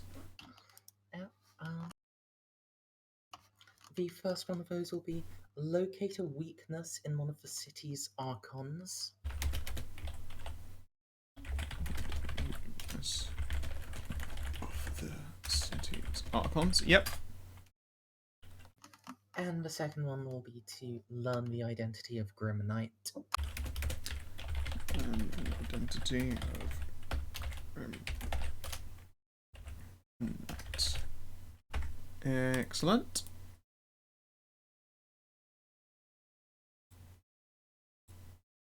Alright. And then we would have Rams, but sadly no Ram right now. I'll make a little spot for him now. Ramiel.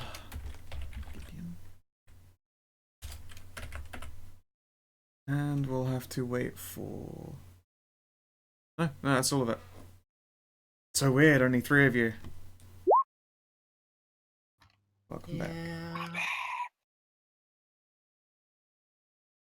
Catman. And okay. We've gone through aspirations. DCL's choice of making aspirations was rather inspired, wherein he took one aspiration to help someone else complete an aspiration, and then one aspiration entirely at odds with the other, so that one will succeed and the other will fail. Prevent somebody from getting an aspiration? No. Complete a job without resorting to violence, and then immediately after that, in a violent confrontation, kick the most ass. Like if one of those doesn't mean one automatically fails. It means well, I mean, it means that again. Yeah, but it also means that you hung on to an aspiration that you did not put any progress into and did not score. Yeah. It's as bit literally as just filling an empty spot. It's one or the other. But it is an interesting way to do it. We do frequently have aspirations we don't complete. So. You say that, but people are pretty good. I mean, Mercer's the absolute best at completing her aspirations.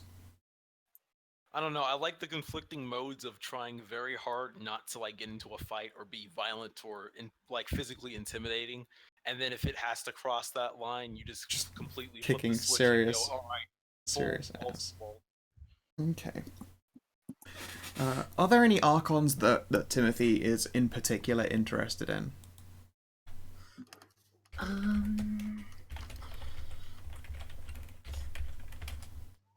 I mean, if you do remember, I think before downtime started, I did tell you that this was something I was going to be looking into. So.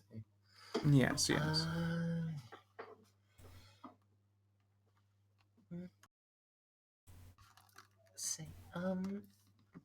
Lily, you're the one that knows the most actual vampire-specific lore. How many hounds does a city usually have? Usually just the one, I think. Just for one? I thought they had multiple hounds, and they answered to the sheriff.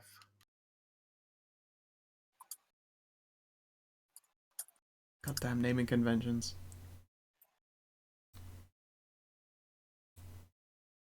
Title of station for an enforcer of a prince or primogen, an assassin. Also known as Archon, Templar, Scourge. Yeah,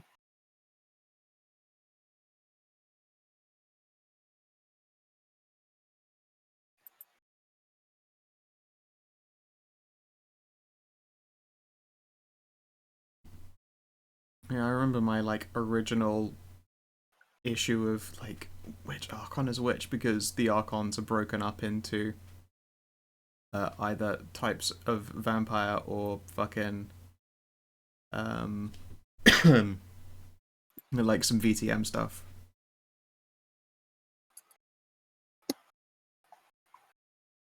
Are there even like Archons? There are none in VTR. Yeah.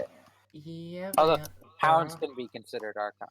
Oh, okay. Right. Archon is the Invictus term for a hound. God damn it. Okay.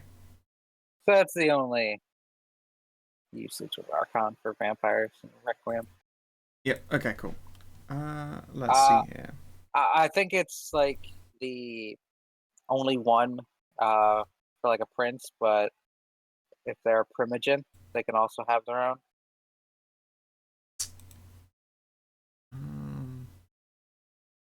Yeah.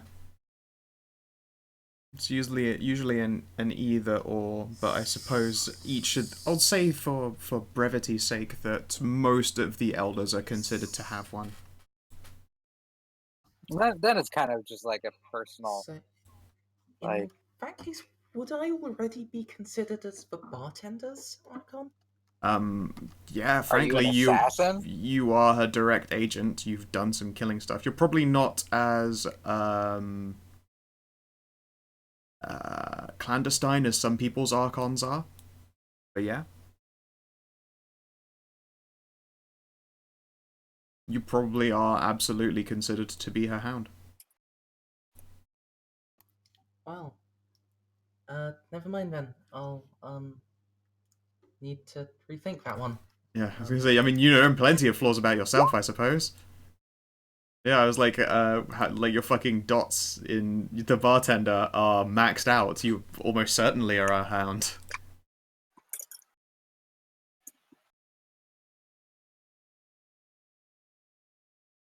Yeah, there's a follow-up as well that it's probably like because of the aside to a primogen where it's along the lines of a primogen being made up as a body of whole of multiple elders, and you might have hounds in a number going towards your elders. So I was like, sure, okay, I would suspect each elder then to have a hound, particularly because there hasn't been like one master grade ass kicker for a while. So it would make more sense for the city of San Pasado and its incredibly large population to have a multitude of hounds instead.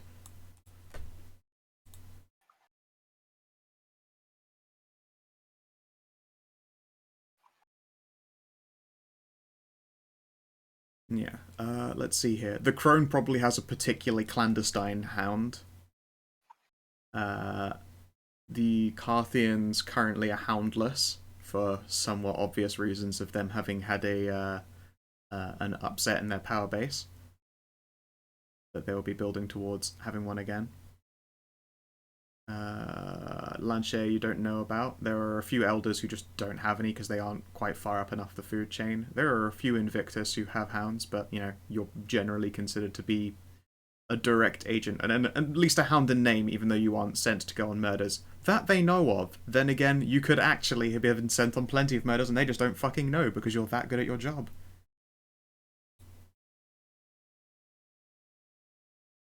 Politics. Yeah. It is as much about the image as it is about actually going out and doing the thing, assuming they don't force you to prove it.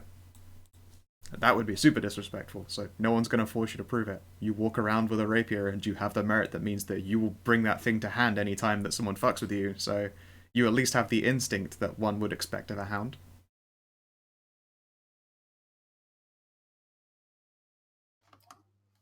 Right,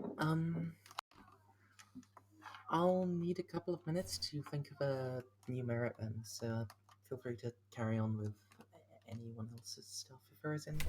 Sure. I mean, that is everybody's aspirations at the moment. One of the things that you guys learn in the lead up to the Prince's awakening is that his coffin has been moved. There was, for perhaps 2 hours, no bartender in the Elysium. She would have asked you, Tim, to, you know, essentially hang out and make sure that shit just doesn't go to hell while she's gone for 2 hours. Because she hasn't left in a while. And you're not quite sure when she left. Like, at some point, you just become aware that, oh, she fucking isn't here. When did that happen? And a number of the cleaners are also not around. And then 2 hours later, she comes back without the cleaners.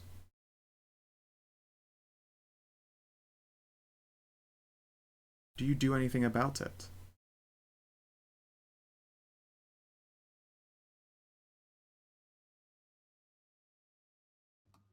No, that seems like a private matter. Okay. Yes, then you will find out at roughly the same time as everyone else that the Prince's awakening is not occurring directly in the Elysium per se, but it will be happening on a number of floors of a penthouse suite that they have booked out to themselves for what will be dubbed as a particularly raucous New Year's party. I mean, all things considered, it pretty much will be.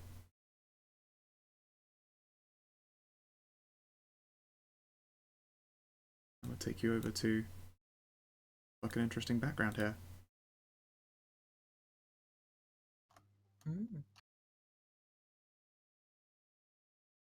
I found a nice outside balcony view just that gives a good idea of just how fucking packed San Posado really actually is. And how many vampires are like showing up? I mean, when I say they took out a couple of floors of a penthouse, like they have a couple of floors of this penthouse. It's a lot. I've only put like a handful of the important ones here on this particular floor. But imagine now that there are many, many more of them about. Man, I do not like this.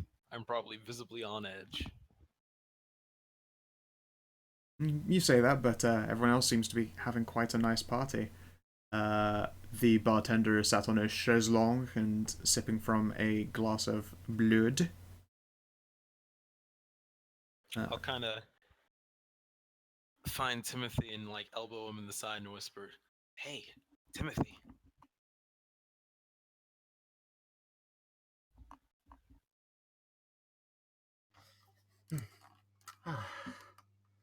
Master Coolbreath. What can I do for you?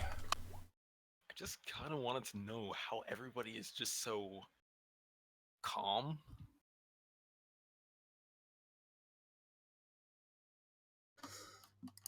Protocol, my dear fellow. Protocol. Protocol? What? You mean like the rules of a ball or something? Yes, precisely. And no We one's all ever follow broken. Oh no, people break it all the time. Yeah, But we exactly. don't live very long. I hope that's the case. I mean, it just feels like we're asking for something to go wrong by having so many vampires in one place, especially all the important vampires around here.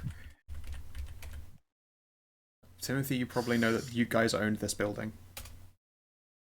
For one, we own the building. For two,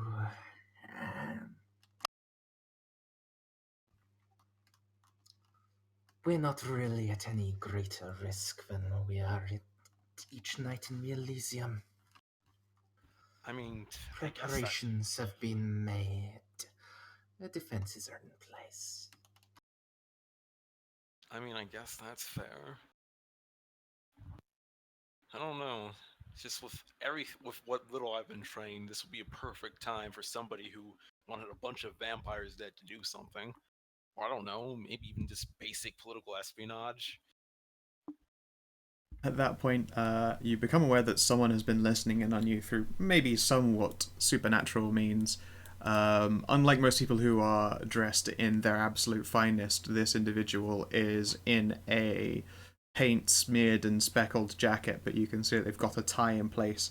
And the tie is, like just little tie clips. The clips on the tie are made of solid diamond. Kind of look back at I am and go, "Excuse me, do you mind?" Timothy, you know people around the Elysium. You've probably seen this individual maybe twice. You want to throw a dice check at who this person might be? Sure. Intelligence politics? Absolutely. And I'll give you a +1 because you've got status and you spend your time at the Elysium. Cool. This is an individual who goes by Mizzy. Mizzy Crone.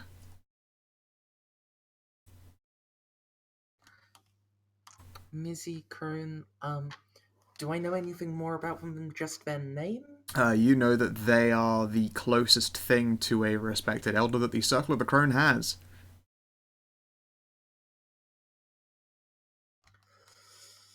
Which also probably means she's quite powerful and spoopy. Our Lady Crone. It is a pleasure to have you with us. Do forgive Master Culbrath. He is only doing his part. Oh, please. I mean, I wouldn't be insulted. She'll take a deep breath. Like, it's an action that takes her quite a while to do, if that makes any sense. Wait, did Timothy call her Lady Crone? Yes. As in, like, the Covenant of the Crone? I mean, there's no way that she can run the Covenant. For one, the Circle of the Crone is too spurious and messy for any kind of thing, but it's an affectation that she's chosen for herself. To be honest, I don't think I even have the station to begin to insult her.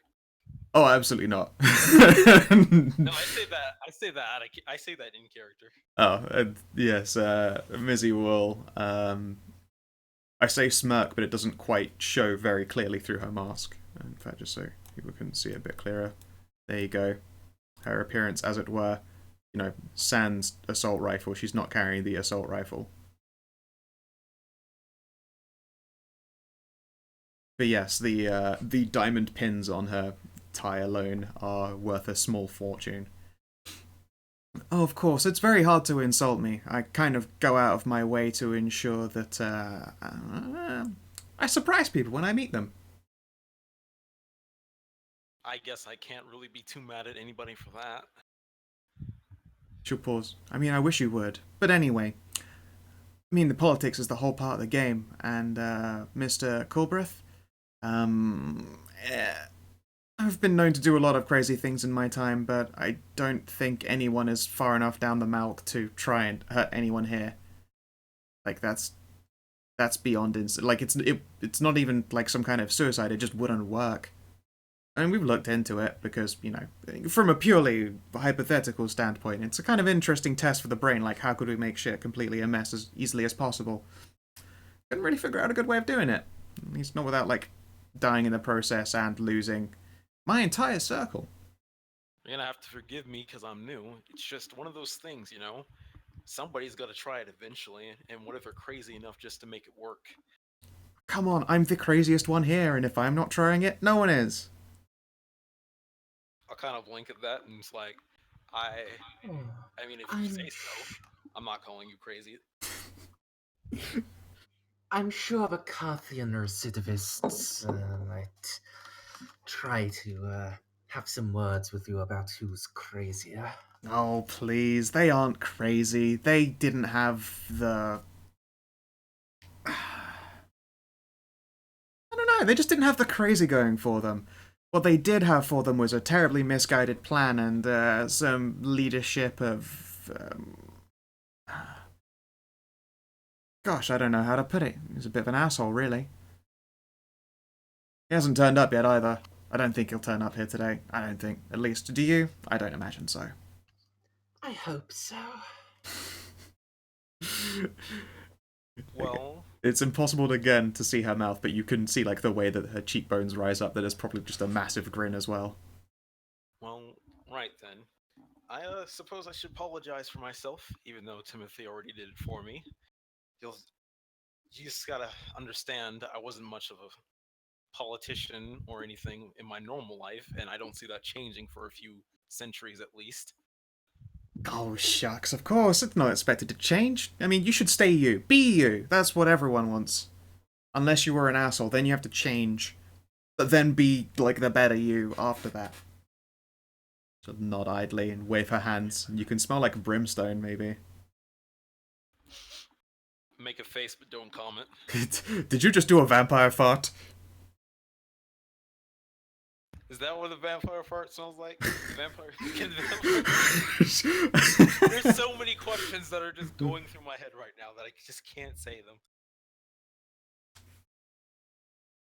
Goddamn social etiquette. Well, then I'll thank her for easing my fears, I suppose. As long as the place is secure, my master did not teach me just to buy in when somebody says something is safe. Oh no. Always keep your eyes open. I told you it's safe, but I've already told you I'm crazy. She'll nod sagely at that. Right.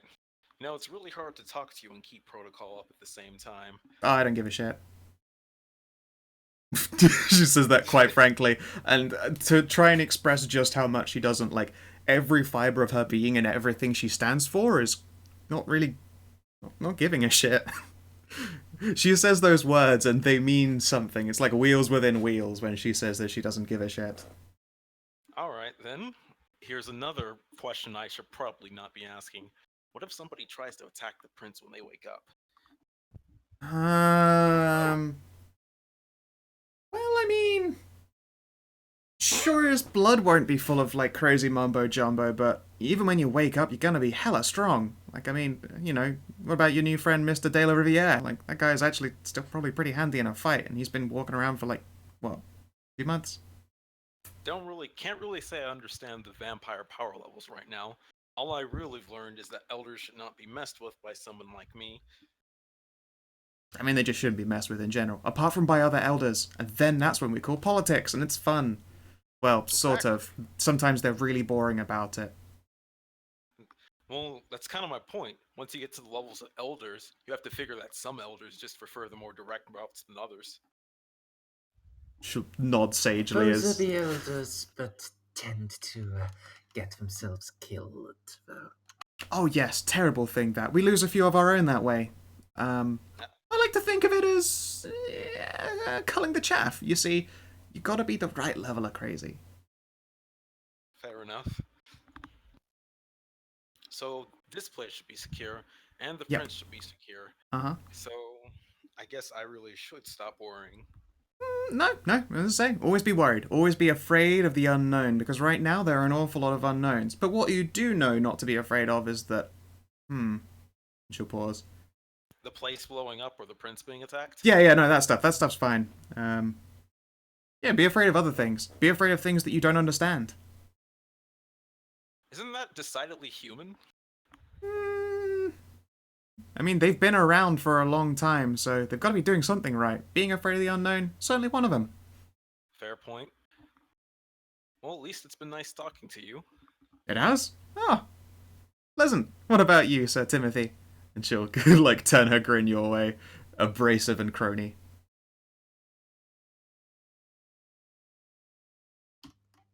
Well, you are far from who I would least like to see. And she'll pause and sort of roll those words around in her head for a little bit. That's good. I like that answer. I'm gonna remember that one. I'll use that at some point, probably. Yeah. You have fun. And she'll, like, pat you on the back. Not like the hard smack, but an actual, just a genuine, just quick pat on the back. And then we'll wander off. Guess it takes all kinds. Guess it takes all kinds, huh, Timothy? Yes.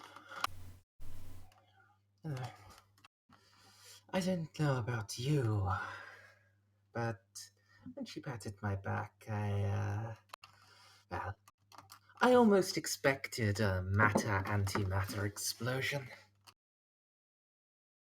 Huh, so I wasn't the only one. Now, if you excuse Pat on the me- back. Now, if you excuse me, I'm going to go stuff my face full of food so I don't say anything stupid like that again. Remember to channel your blood into your intestines, otherwise you'll throw up. Right. Being a vampire is so weird. Yeah. I mean, you're always gonna throw up. It's just gonna be when you throw up. Yeah. Maybe you'll throw up out your butt if it gets far enough along. It's gotta come out, but damn, does it taste good going in. God, but if it only gets about halfway, it tastes real bad coming up. Oh man. Hey, Not it's wrong. Remy. Hello? Hello, Rem. Rem, hi. Shit, you didn't begin without me, did you? Maybe 2 hours ago. No, we did not. Fuck. We've been waiting here.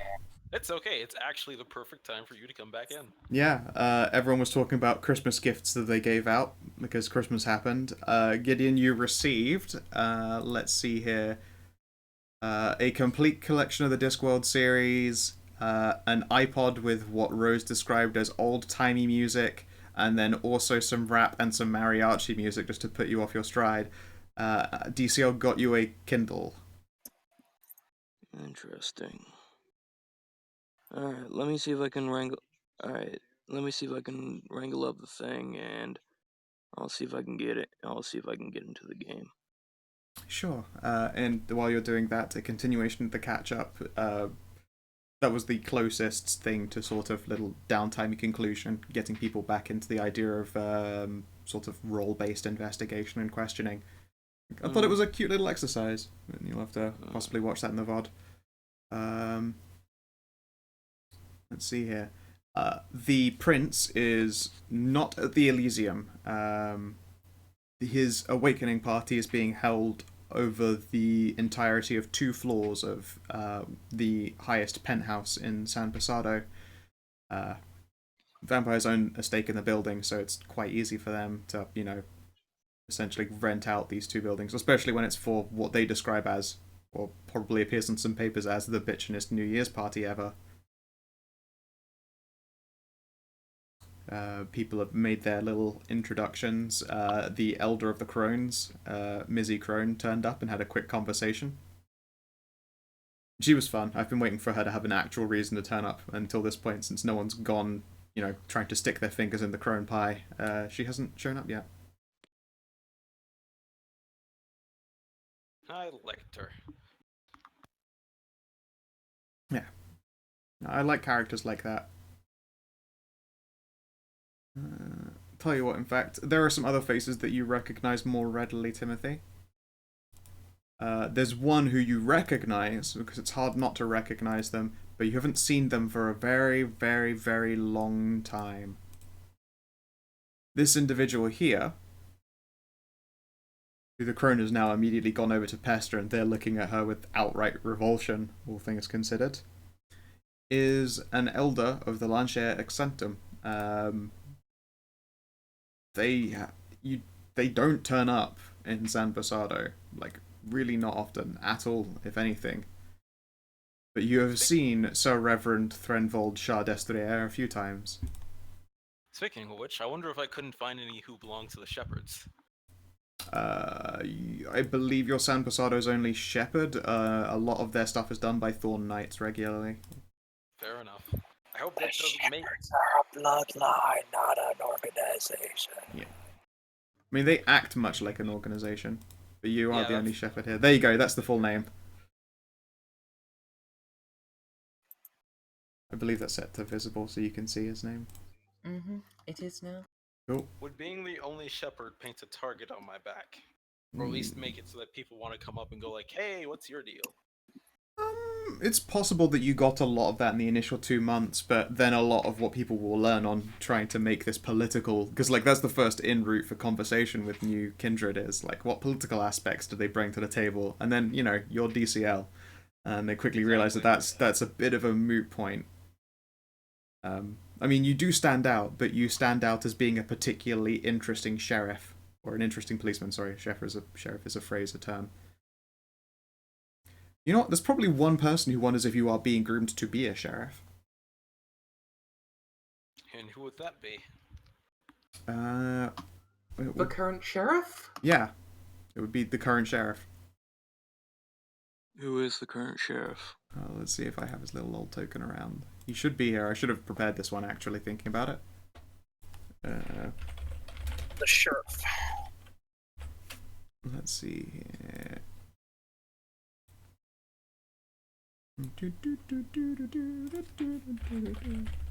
Sheriff don't have like a particular group they tend to be in the realm of, do they? It's just the title. Usually it tends to match whoever's in charge, but not always. Oh, they are Invictus, but it's just what powers and stuff he has. It's not tied to any bloodline or clan specifically. No. Sweet. Okay, cool. Then let us see here. We'll find a cool sheriff. Although clan favoritism is definitely a thing, Oh, so yes, yes. might be the same. Slightly more likely to be the same clan as the princes than any other, but that's really all. I'm And looking for once some again, I pictures and some of them are apologize like for blast falling tokens. asleep. No worries. It's okay, dude. Everything's judgeable. Smoke 'em while you got 'em, I say. God damn it. I'm like scrolling through pictures. It's like, why are so many of these centaurs? Did you not know the sheriff was a centaur vampire? He had some mishaps over the hedge. I say he actually. Did I even? I have a pool of dice for what a sheriff should have, but I have no other details about them. In fact, hey Timothy, do you want to make up what the sheriff is like? Okay.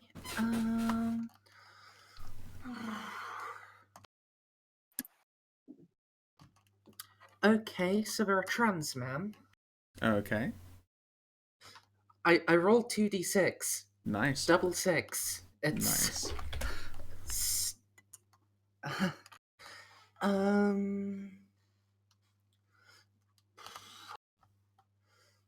probably probably somewhat old-fashioned. They're in a high Invictus position, and traditionally that's only appointed by the prince. Might be more recent if the bartender appointed them, but you know. Old-fashioned trans man. Well, I mean, there is one Interesting. particular style if you are after old-fashioned trans people, and they're probably quite in this style. In my day, we called them dandies. Space standees. Like, if you're after that style. But I suppose if it's trans, it's probably someone from the bartender's time. Let's see here. Or someone from really far back. Remember the Trans Roman Emperor? Huh, yeah. Oh, it's gotta be awkward for them to like be constantly spending willpower to take hormones modern day.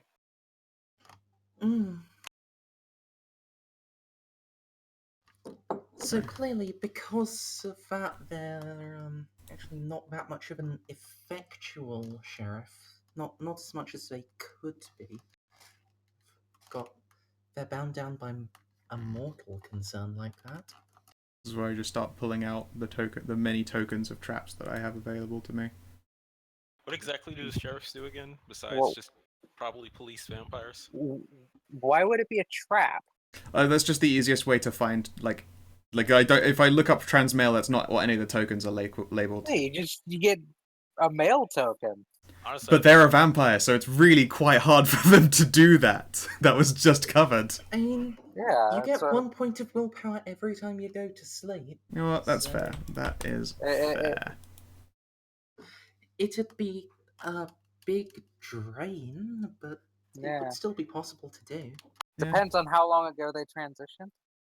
Also, like it'd probably be fairly modern that they did it because the I'm pharmaceuticals to do so. Seeing a 19 on my dice, so actually about as far back as was possible.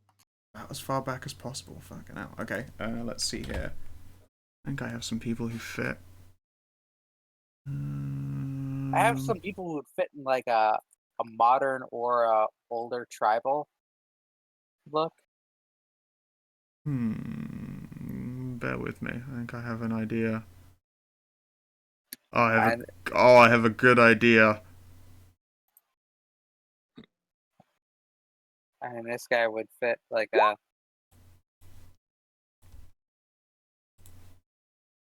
certain aesthetic. Yeah. I of course grabbed the Goblin King.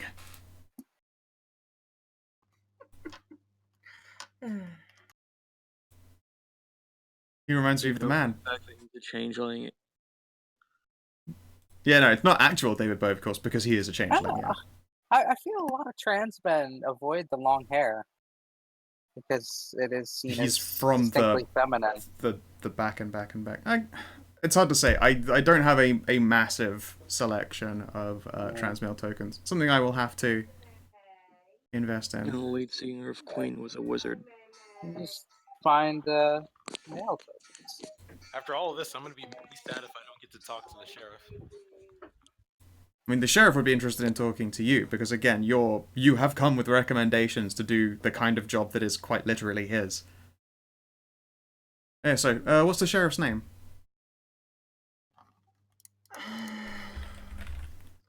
Let me just bring up a name generator.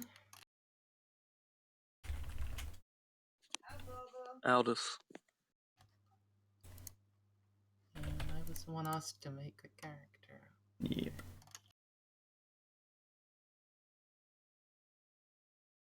God, I should just pick Marcus. Aldous as in Aldous Huxley.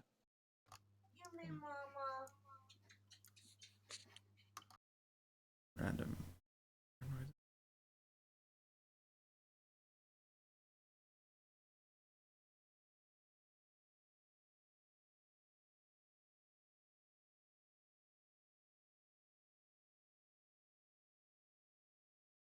Let's see here. We've got this glorious bastard.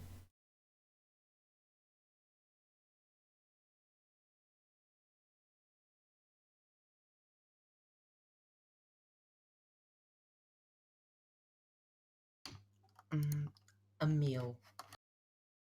Sure, I'll type it out for the spelling, please.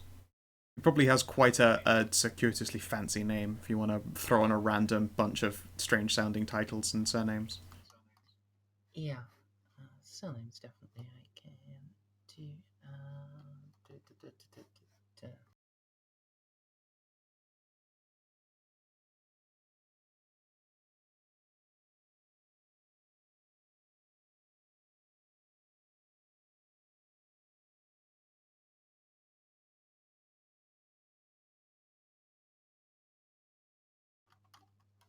Or maybe this name generator will not have something for middle names and surnames, but Yeah. Fuck, I'm just going to go into Goblin King. I might rummage around for stuff at another point.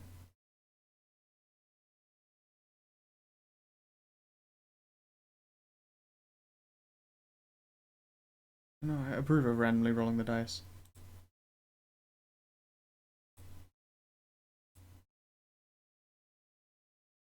Yeah. Oh yeah, over here is your elder in particular, Lily.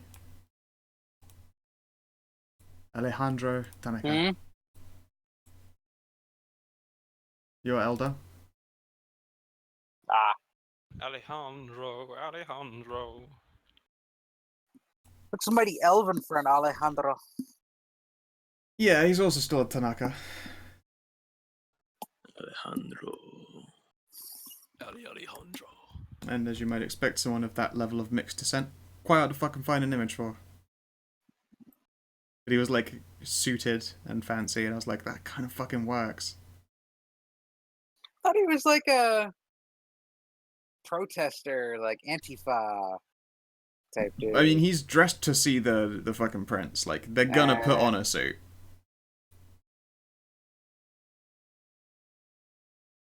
And it's like, you know, grey suit, yellow tie. That'll be what they go for.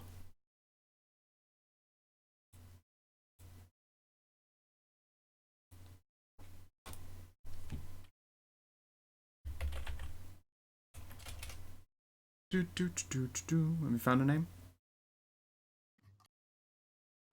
Yeah, just typing it for you. Thank you.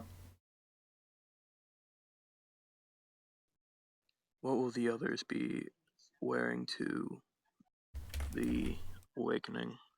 For the most part, suits and dresses. The only person who has a particularly outstanding attire would be Mizzy Crone, for obvious reasons, and also Sir Reverend Turnvold Shadestrier is dressed in literally a knight's armour. Do you pronounce that Steget? Steget. Alder. I can't tell. Oops. I Just can't there we tell go. where his name ends and the titles begin. The titles are Alder Reeve Earl. His And name his is name is Emil. Emil Stiggett Lockwood. Okay. Yeah. And that would be the sheriff? Yes, indeed. And he probably would have met you more specifically, and he will nod to you in recognition when you turn up this eve.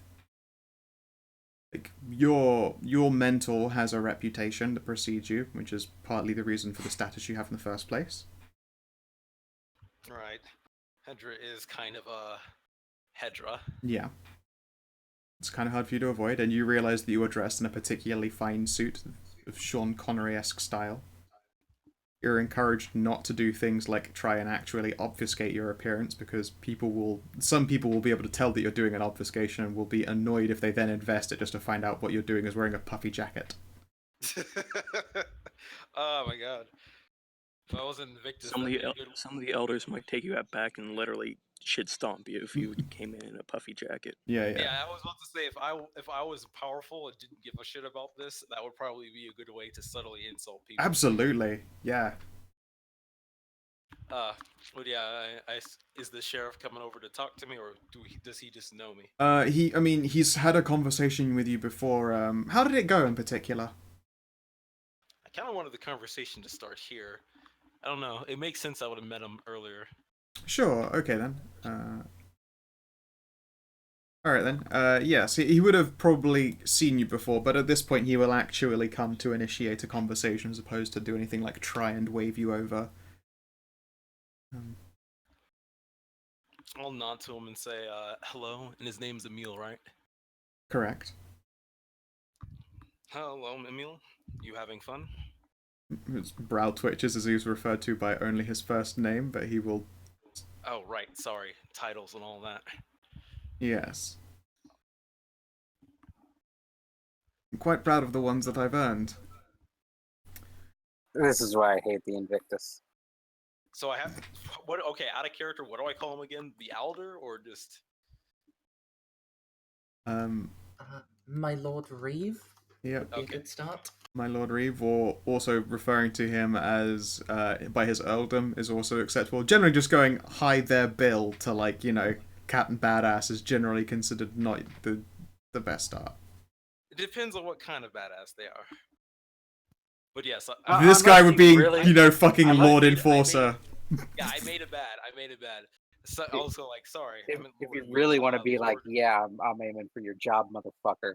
Just call Lord him Reeve. Emil. You just keep calling him Emil. No, I'm not doing that. I'm not doing that. Really fucking just mad dog and power gaming at the Prince's Awakening. Like the elders are being a bit tiptoey today. They don't really want to start any shit. Yeah, it's like and I'll say actually, that little slip is a good point of conversation. Can I shoot straight for you for just a second? He will click his tongue and make sure that people aren't listening in. You swear that you see like a little flash of color that is Mizzy Crone like scampering between conversations like some kind of mad, mildly insane social butterfly. But she's nowhere nearby right now. Go ahead. You may shoot straight. Right. You know what I see when I look out into this room with all these vampires filled in it? The people that we should be protecting from themselves as much as others. Yeah, in a way you're right, but in another way, I see a whole bunch of sociopaths. I see politicos and CEOs and just, I don't know, in general, a lot of people with a lot of ambition and a lot of plans and not a lot of empathy to keep them from enacting those plans, if you know what I mean. Of course, I mean, what you're doing is describing the natural order of being a child of the night. Right. But I'm still kind of new to this vampire thing. I still see people and see people who have feelings and emotions, and I don't understand all this protocol and political tiptoeing and stuff. I'm basically just really bad at being a vampire, if I'm going to be honest. And I don't want to be involved in having to play their games or police their games. especially not becoming a pawn to some invisible hand for some schemes I don't even know about. Stroke his chin. You said you would shoot straight, not spout quite literal insults, but... I mean, are they insults or are they truth? As far as I can see, everybody here has some sort of plan they're involved with.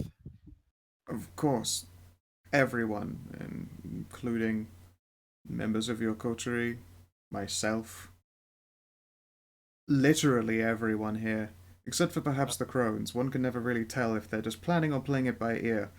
Regardless. No, to say that we are at fault for our distractions. You realize, well, no, you don't realize, you're young. We have an entire eternity.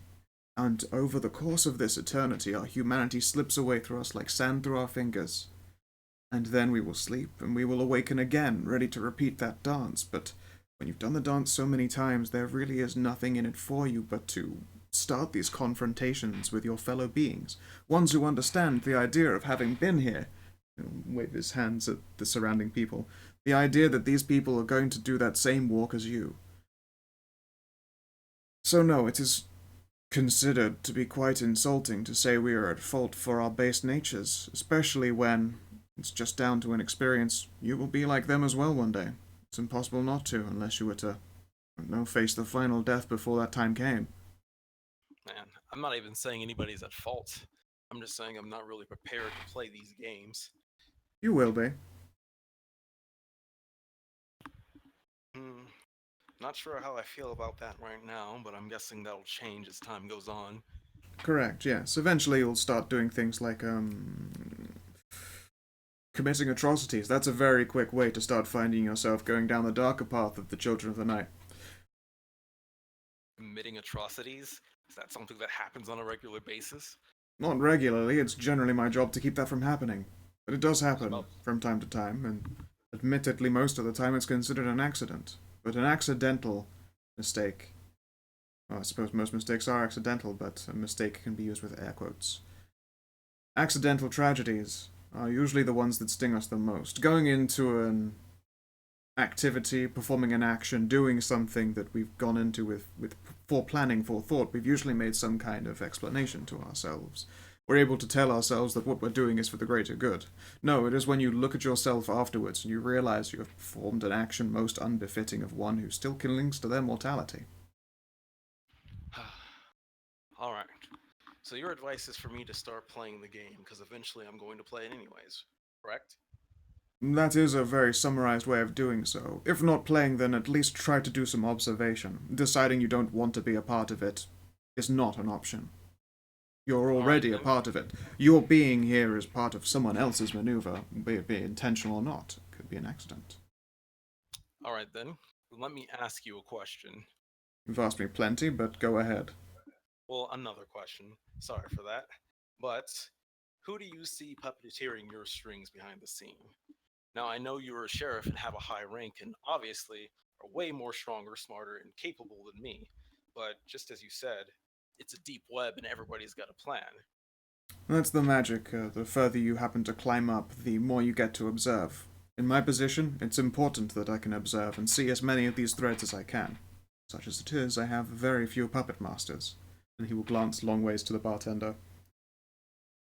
Right. I was asking because in the off chance, and I want to make it clear, I have no intentions of trying to usurp your position, but it would be good to know who would be interested in controlling the sheriff and for what reasons. He'll pause again. I can safely say I'm not afraid that you're going to try stealing my position. The whole point of being a sheriff is not being in anyone's pocket. I am quite literally in it here for the protection of everyone and the protection of the masquerade, and occasionally someone steps out and they're too important to just be handled in a normal fashion. That becomes my job. Now you can imagine how complicated that might make things if Elder such and such makes a particularly grave error, and other elders want to try and control the decisions that I make in regards to their fate and future. Oh man. There is only one person above me, and that is the bartender. Soon, there will be one person above me and it won't be her. It'll be the prince. Until he sees done with me. Hopefully he won't. I have been doing my job well to this point. I'll nod and say, so you've had to deal with elders before? Yes. Do Absolutely. not envy that. No, I mean, like, if you had to police sheriff elders, and I'll put in air quotes. Yes, I have had to do so. Don't envy Perhaps that a job. few hundred years ago was the worst of them. And should we ever meet that recidivist Carthian, then it'll be quite more recent times. Right then. Well, can't say anything else besides thanks for the conversation. I'm sure it was your pleasure. But I'm guessing not yours. It was eye-opening. Right. I will have to apologize for any protocol I've been breaching. I I've gave had you to do that a permission to lot. speak straightly, whether you intended to be insulting or not during the process of so. Through your own confessions, I have reasons to believe either you're particularly good at acting, or you're an imbecile. I like to admit, if anything, it would be good if people just assumed I was an idiot and left me alone. No, you see, that is going to make it less likely people will leave you alone. Idiots are controllable. Do take care, Mr. Cuthbert. And he will... As he leaves, I'll pout and go like, what is it gonna take for me just to be left alone? Welcome to the creatures of the night. You can't be left alone. You're in the Mister, I game went now. out of my way to kill another vampire. Hey, just because I want to do my job doesn't mean I want to be a puppet. You can do your job, or you can be left alone. You get to Choose choose one. Yeah, Shepard sadly is you've chosen to follow the traditions of your blood and utilize the special training you specifically took to undergo these operations. There's no backing out for Darian. Now, out of character, I know this and don't care. In character, the whole point is that he still does not want to be involved in these crazy vampires games. Yep. You are now subject to what you've become, whether you like it or not. It would be interesting if Ramil's character just suddenly popped up He and has. said that to me. Okay. He stood right there. I'll kind of jerk a little bit and go, Jesus, don't do that to me. God. Take the Lord's name in Pulled up my vain, you knife. little heathen. Almost pulled out my knives on the fucking floor. So you've met the Reeve. Yeah, I met him. Had a conversation. Hopefully not listened in on. You'd be surprised who listens. Yeah, I'm starting to learn that. By the way, enjoy the Kindle? I am still trying to figure out how I am to kindle it. I'll snicker a little bit and go, oh, don't worry. We'll cover that later. Yeah, when you're like, you never know who's listening, and then you just look in the direction of Missy Crow and she'll wave at you, and you don't know if that's just her fucking with you or not, or if she actually heard anything, because that's just how she be. I'm pretty sure it's both. Alright then. Soon, my leader will be awake. Please tell me that underneath that you are actually truly wearing something formal. Yes. I wouldn't be suicidal enough to walk in here with Auspex. Obfuscation. Excellent. You are beginning to learn. If only you were that formal at my awakening.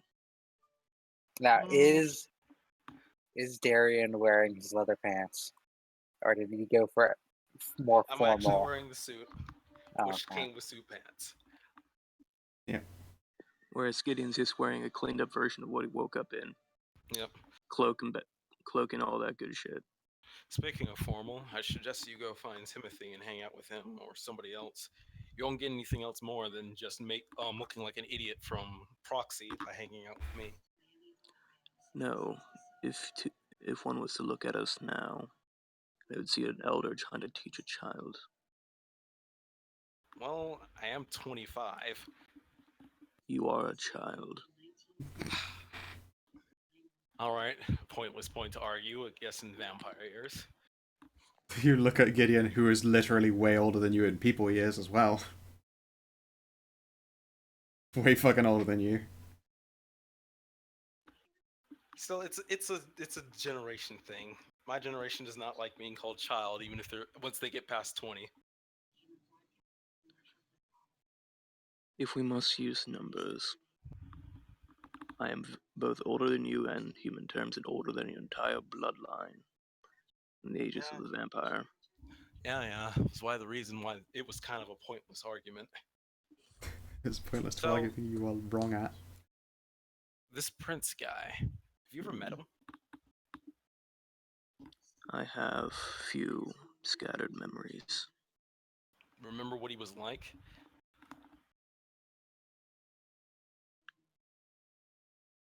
Clever. Hell, I mean, They were clever. I assume that goes to at least half of the elder vampires that come here. No, you do not understand. Everyone who has reached the age to play that game has a certain level of ingenuity. Even amongst them, he was clever. So you're telling me the Prince is some kind of super mastermind who even can outplay all these other masterminds? They figured out a... Let us just say that they figured out a way to cheat a native weakness of us all. Fair enough. Suppose that's why everybody's so willing to welcome him back. And they prepared my own sleep, whether it was haphazard or not. Yeah. Hey, Gideon. Yes.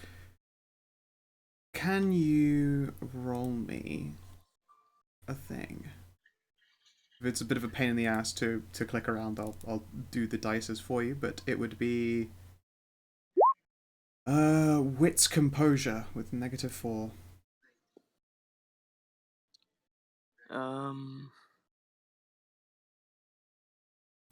That is a good aspiration, I approve. Why are there two Gideons? What do you mean, why are there two Gideons? Did someone's thing get dragged out? Another Gideon comes up from behind me and is like, who are you talking Oh, to? that must have And just... I'm like, oh shit. Right, already done in the bottom right. Must have happened opening up on the pad. Yes, and I'm having technical difficulties doing that. That's cool. I will I'll hit the rolly for you. Here's my question. Is calling a vampire a sociopath an insult since it's true? No one wants to Freud. Is hear. calling an ugly woman ugly an insult? We're fully aware. I said that out of character. Yeah, I know, but I mean that is the point. It's like, yeah, is pointing out someone else's unwelcome flaws, rude to them. It fucking well is, like, a lot. Because usually a sociopath does not care if you were like, hey, you're a sociopath. I'll be like, all right, and your point is?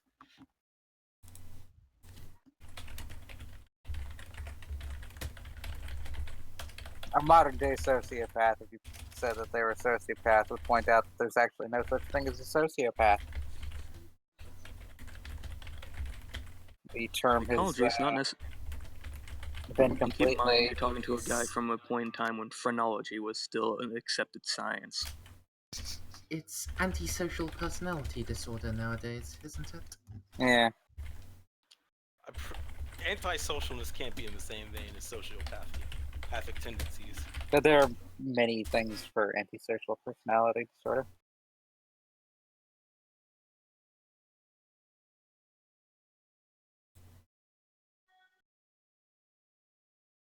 Excellent. I said you sneakert things.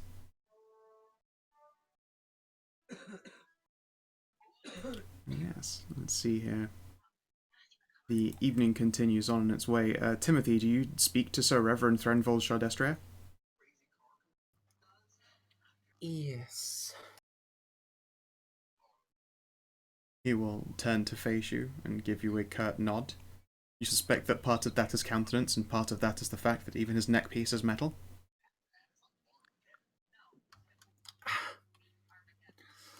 Sir Reverend Destre, it is a rare pleasure to have you with us. I'm sure that it is. I hear you are now Sir Timothy. Is that correct? Indeed, my lord. I am privileged to be a member now of the Order of the Shrouded Eye. He'll nod slowly and admittedly not a great degree up or down. Neckplate.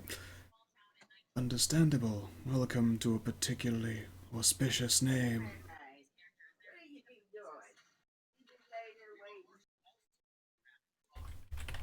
How is that in the background? Oh, Rem, is your I think your phone is picking up people in the talkie talk.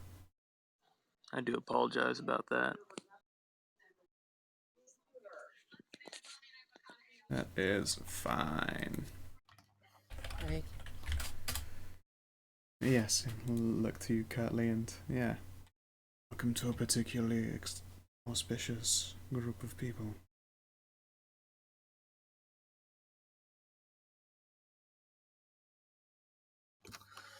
I need to locate all the things the SE can do. Got a page for them? No, because they're not in a from the book nightly order. Oh,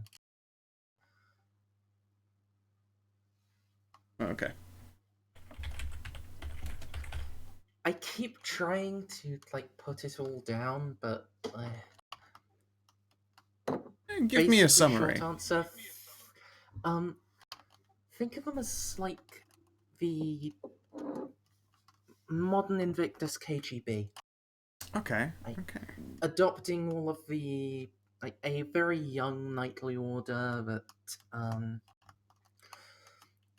grew in the turn of the 20th century, adopting all of the traditional Invictus ideals of knighthood, along with the growing Kine ideals of how to run an effective secret police force.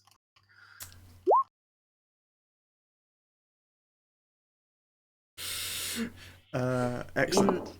As their main role has grown as the as an example, as the Order of Sir Martin started to grow less numerous among the Invictus.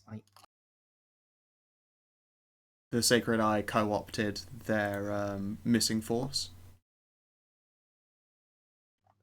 Not their missing force, but their missing purpose. Oh, okay.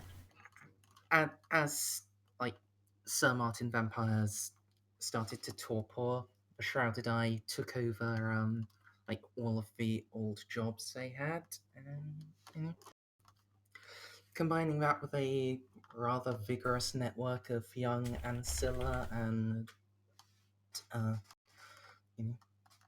a willingness to just steal ideas more readily than from the kind than the old. So you're saying that the Shrouded Eye borrowed our shields and jackboots? Not your shields and jackboots. More like they borrowed your castles. And then outfitted them with razor wire and bolt action rifles instead of swords and plate. Okay. So imagine Still nothing will beat the catapult. Of course, the catapult is dope. But yes. So imagine if you were Invictus KGB. Imagine you were looking at the director of operations for Lancia CIA.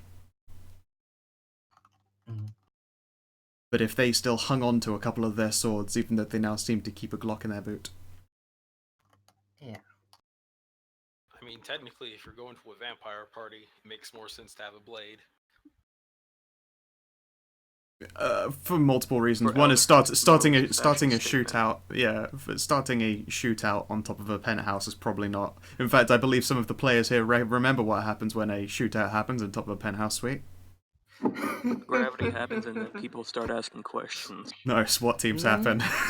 And then you fill a stairway with make your own CS gas. I mean, shit, the SWAT are literally just waiting above in the helicopter, waiting for a penthouse to have gunfire. Yeah, they fucking can't wait for that shit. They get to be in like a turret section in a video game. It's their favorite type of place to infiltrate. Yep. But yes, so it's like when he says, you've joined a particularly auspicious order, and you realize that is as many layered as it sounds.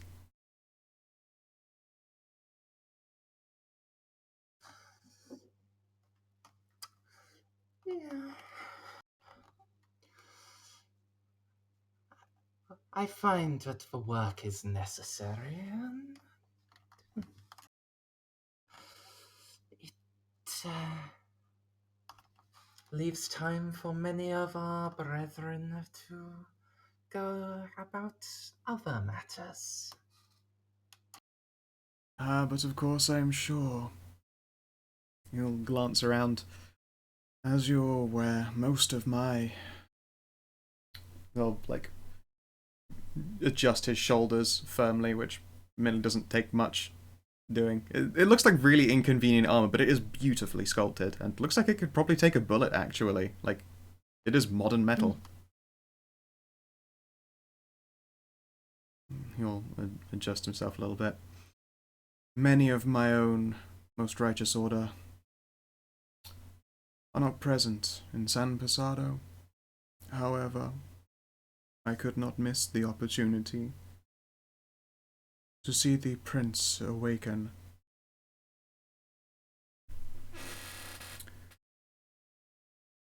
I have interesting news, and perhaps an up-and-coming member of the Sacred Eye would have interest. Shrouded Eye, sorry, would have interest.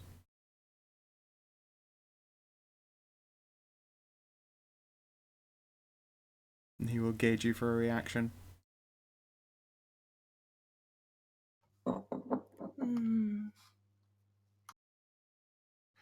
A slight eyebrow quirk, and it would be pleasant to usher in a new era of cooperation between us, would it not? Absolutely. There is a rather, if not dangerous, eccentric individual who decided that San Pasado would make for them a particularly good retreat for an extended holiday.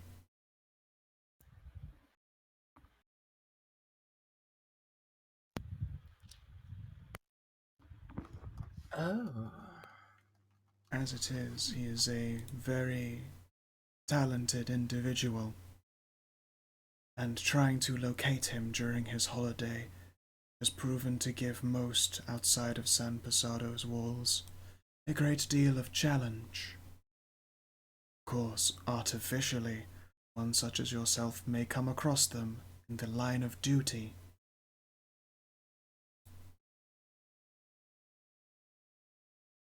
They, however, belong to our purview, whether they have chosen to holiday here or not. I will give you advice to their location, such as that one of my own may come and collect them before they are introduced to their end.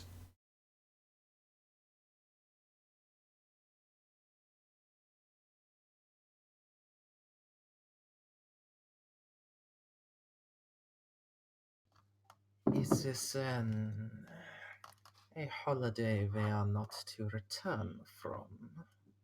It is a holiday they hope not to return from. We would like to see their return to final duties expedited as quickly as possible.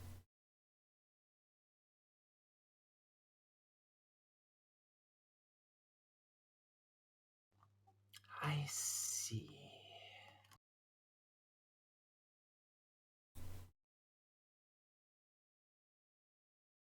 You will wait for an exception or declination.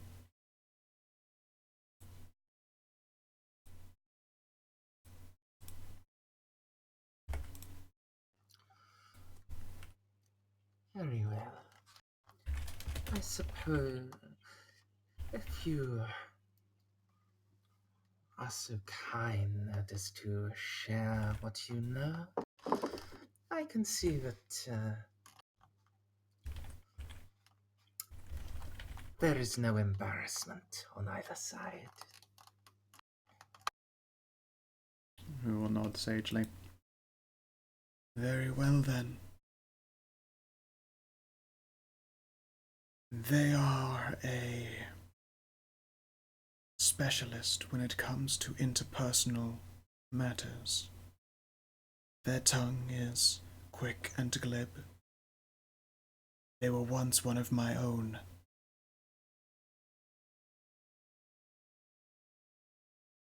An ex-knight of the Laden Chalice.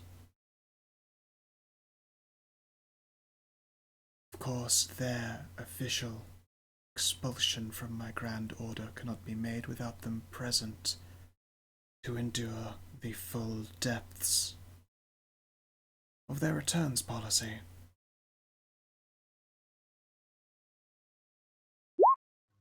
Of course.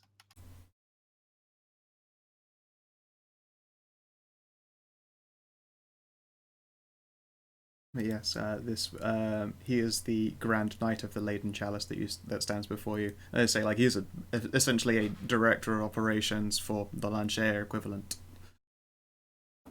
Probably quite big in. God, I don't know. What's a particularly, like, just very Christian American capital? You mean other than all of the South? I'm talking like properly old school Catholic as well, not crazy redneck. You mean all of the South? It's crazy redneck. Crazy redneck. I mean is actual old school proper Catholic. Catholics. No, Crazy Redneck is Baptist, DCL. Yeah. Alright, fair enough. Yeehaw Southern Baptist Church. I'm sure you've heard that shit before. I mean, it could also be Lutheran. Yeah. I mean, there's a lot of denominations. New York and Boston, both heavily, well, parts both heavily Catholic. Alright, yeah. New York seems like a pretty good one for having need of a more modernized knightly order. So yes, the Leyden Chalice's main holdings, and indeed it's quite Lanchair, like, essentially owned. It is run in Lanchair hands in New York.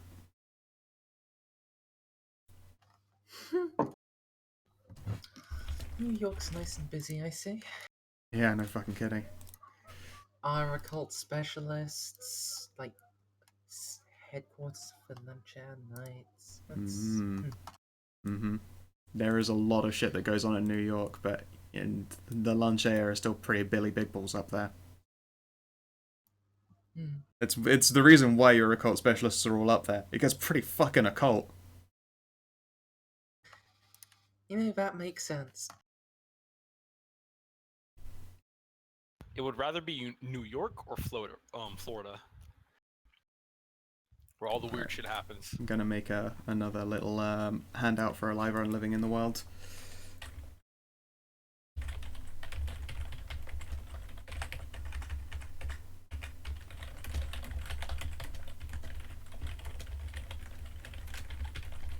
Is there anything else that you seek to do during this party? Like, it is still effectively a party. People are drinking to an excess. The new year is rolling in.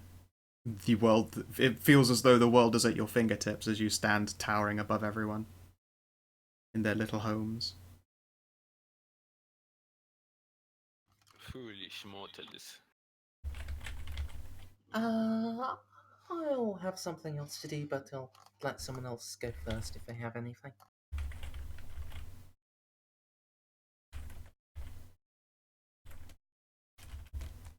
Anyone else then?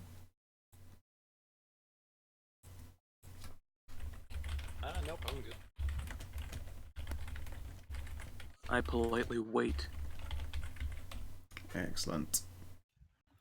Well then, time will pass by in quite simple fashion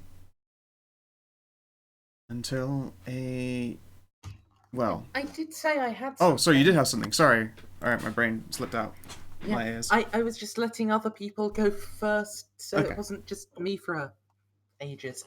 And stints happen here and there. In a bit, there'll be the Rose show because she's got to go to the fucking underworld. Fair enough. No, fuck that. I'm staying outside. Okay, well, you got a guard. I mean, the whole thing is that they're coming out. I'm not gonna go in. Usually people guard a doorway from the side of the door people are trying to break through, not the side they're trying to get out of. Get through even. Whatever. Words. It depends. Yes, continue on. That depends on if the door you're trying to guard is a gateway to the literal underworld. Yeah, you know, whatever. Anyway, Miles? Yeah. So we've rented several levels of the. Oh, we've got several levels secured for Kindred, right? Pardon me, sorry? We've got several levels of the building secured for Kindred. Yes, yes. The entire top 2 of the penthouse suite are literally laden with you all. And then you've probably got ghouls on like a floor below just to make sure that people don't like just climb up into Vampland. Okay. Yeah. I'll move downstairs briefly. From you know, get away from all of the elders and just start mingling with the other Invictus and just start getting to talk to the untitled Invictus members, getting arrangements and alliances and mutual favors set up. Yep. There's also the odd few that seem to be treating it more as a party. Like, there are a few who are, they are blushed and getting moderately handsy. It would seem that a number of the samples of drinks on offer have been provided by more inebriated Hein in order to ensure that their produce is particularly intoxicating. But it is also where people are going like, we can get some of our more subtle meetings done if we're like, you know, essentially smoke screened by the actual party happening. Yeah. That's a sort of idea. I want to get like some neonates that can from in some way benefit from more or less riding my coattails, but in exchange for whatever political favor I give them, or be directing some funds towards an independent bank account. Okay. Well, I mean, you're in the top of a penthouse suite, and a lot of these people who are really living it up particularly hard, it's actually some of the more treating this as a party ones that happen to have the money to throw around. So that provides a modicum of challenge in sort of translating the social quagmire. The ones who are treating it as though they have the most to lose is because they do have the most to lose. They own like serious amounts of stocks. Like land in San Pasado because they've been there for a while and they owned the land when the land was worth shit all. They're also the ones that I can do the least for. That is true. Okay, so you're going to have to. I could maybe put in a good word in the upper echelons, like if there were any super rich ancillae, but Yeah. Tell you what, give me a fate die and we'll see if any of the ones who are super fuck rich will help you out. Otherwise, you'll have to be gathering it sample style. Yep, just a chance die. Yeah. For fuck's sake. Would you like me to roll again, see if I get another 10? Yeah, sure. No, okay, No. good. Alright. Doesn't happen this time. No. Remember that time I did get like 3 successes on a chance die though? I do remember. I remember quite well. Yes, alright then. So, there is one person who you spot who is not quite as drunk as they seem. Indeed, they're paying an awful lot of attention to a number of individuals, separating them away from their fun to be had, and mentioning the idea of political favours in exchange for cold hard lucre, they say that that is an arrangement that would do them a benefit. For the most part, a lot of people who are movers and shakers don't have a use for just actual money. Like, they have their own inroads because they're up there because they've been there for a while. But you're a fledgling who climbed very quickly. You can see, like, why you might need a little bit of a financial injection, and if you happen to have political favours that would accompany such a thing, it would be quite an agreeable idea.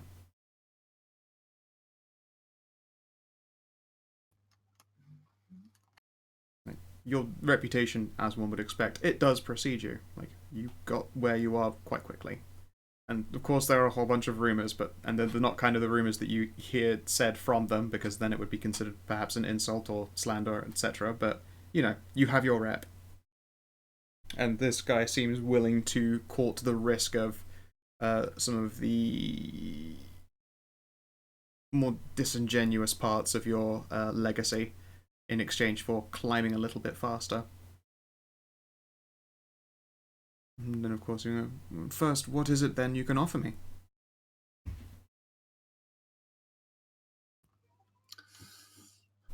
A couple of good words and a couple of bad words. Good words about you in the right ear, and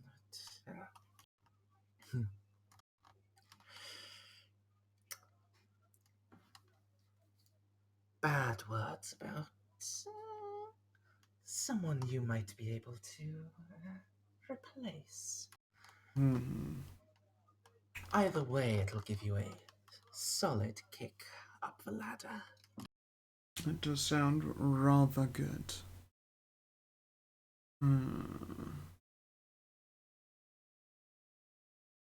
Very well. And can you roll me a wits empathy for no good reason?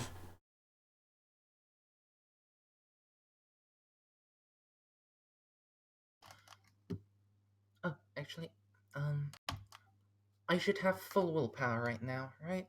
Yeah. Okay, I have 3 marked off for some reason. Oh. Yeah, shouldn't be a problem with willpower. It's that your vitae should, since you just came out of downtime, should be set to half your maximum. Your willpower should be full. Yeah.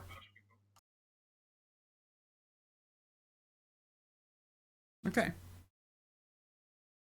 Oh, so close to a fucking great success. Okay. You know what? Let's spend one of my willpower, if that's allowed. Yeah, alright. You're able to do it after the roll, and I haven't told you the actual results. No. Worth a shot, though. Not a dramatic success, it would have been pretty good. From what you can tell, everything about his money is completely on board and on the level. What is strange is why he isn't already up the ladder. There is something that he doesn't really want to say. With 4 successes, you suspect that trying to breach that conversation with him here would be ill-advised. But you might be getting more than you bargained for with trying to instigate this individual's progression up the ladder. But the money is real, and it will go directly into your account.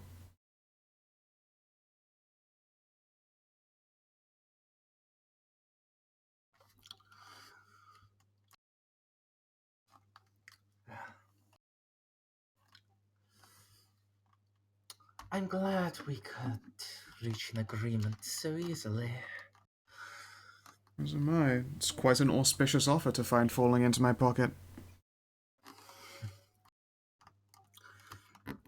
You understand, of course, tonight is not the night to be upsetting how things are.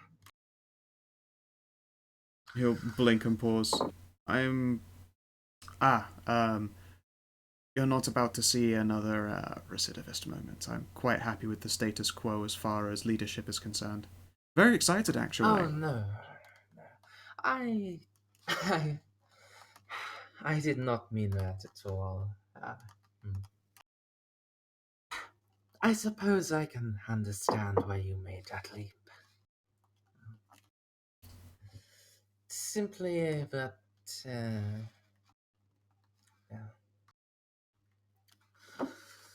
It shall be a little while before I can safely advance you. You shall have to see who rises and falls in the prince's eyes instead of the bartender's. He clicks his tongue at I'm that. sure that Yeah. her rule and my assistance in that will be properly recognized. But, hmm, ah, He nods. There is a moderately smug glint. As I said, a very auspicious offer. Part of me wonders if you have ulterior motives out of more than my money, but it'll be interesting either way.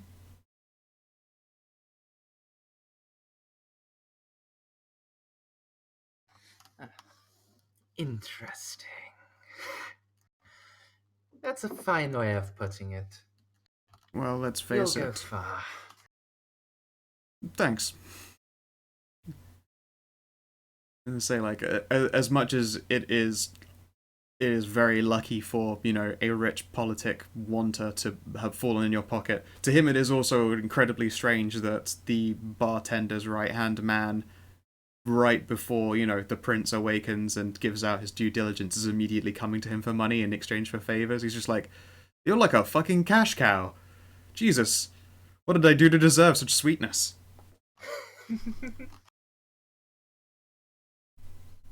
So yeah.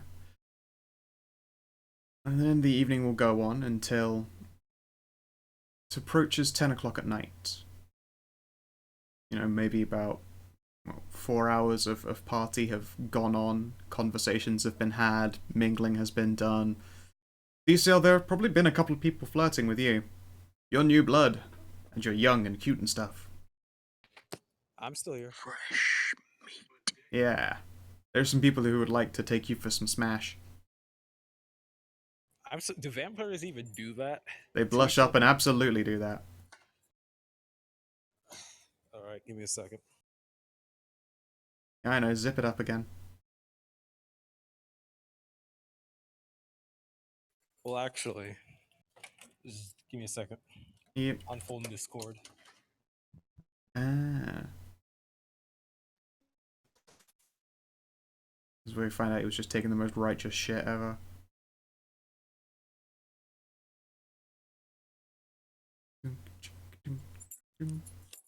But yeah, what is the process of who looks like? I guess the main question is who looks like they're too important to say no to. I think it would be considered probably insulting to themselves to try and leverage their political positions just to try and get, like, you know, a quick tumble with you. At the same time, like, there are people who come to you who are of at least moderate importance, who are just looking into you for the curiosity factor. But as before mentioned on the second floor, like, there are some vampires who are genuinely partying, and the idea of, you know, hanging out with one of the cool new risers and perhaps, you know, sequestering them off to another room in the penthouse suite for a little bit of fun seems like a good idea. Okay, so here's what my tactic and story is going to be. I'm going to generally try to hang out and make social conversation because I'm not completely antisocial. It just drains me. Yeah. But anytime it would get to the level of, hey, let's go sneak out and have some fun, I'm going to mention that I'm still here on a job and I basically can't afford to do that. Basically Okay. using Timothy as my out. Alright, yeah, okay. Timothy has enough clout that you're able to pretty much use him to crowbar your way out of any perchance sexual encounters with potentially dangerous individuals. Yeah, but you are able to make conversation at the very might least. give you undead clap. You might get wraith crabs. Wraith crabs, the next level of crabs. Yeah, they're revenants. Revenant crabs when they die with dicks left unscratched. They come back as revenants. What happens when you can't kill the crabs? They kill you. Oh god, but yeah, no. Yeah, so that's the point. The bartender is mighty. Constantly. Yeah. The worst That's itching. how I handle that, at least. You're lich to the bone. But yeah, so the bartender is a mighty force, and Tim has some measure of access to her. So you having some measure of access to Tim, it makes it very easy for you to use him as a social tool to get out of things that you don't want to do. That said, you do have to be careful not to do so too blatantly, because that does start becoming like dishing out insult by proxy. It's not going to happen in this situation because no one wants to start shit on this particular evening. But that is a thing to be careful of. Like, if you're using someone as an excuse to get out of it, they may go to him afterwards and be like, so why such and such? But yeah, no, you're okay with doing so on this occasion, otherwise I would have warned you beforehand. Yeah, so let's see here. Yes, 10 p.m. rolls around and you've all had your entertainments. And then a particularly large, to call it a coffin is not doing it justice. It is made of like solid stone and metal. It has the typical like olden casket style, you know, where you've got it's not rectangular, it's slanted. I can't think of the name of that particular shape. It's less a coffin, more a body vault. The hexagonal ones. I was muted, but I was trying to say that was why I was making sure to make social talk and conversation and not just be completely antisocial. You didn't want to be like face deep in some thighs and 10 p.m. rolls by and you come out and go, what? It already happened? I missed it? Yeah, let's not go with that. Let's not have a repeat of Zanza again. Yeah, no. So yes, and this beautifully ornate coffin is rolled out. Casket? Out I don't pops know. Dio. It is I, Dio. I was so tempted to do that the whole time. He would be the vampire prince. Yep. But yes. He'd even deliberately call himself a prince because it's a prettier title. Yep, also true. Yes, it is clasped and bound with locks and ornate scription. A lot of it is just classic Latin, as is the way of it. And you can see that it is ringed and adorned with rubies and sapphires that seem to capture the starlight itself and sort of lend the whole coffin itself an otherworldly glow.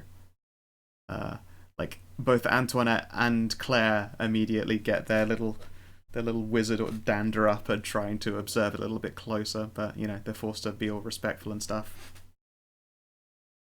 And the coffin is placed thus. The bartender walks up to it, a slim smile on her face.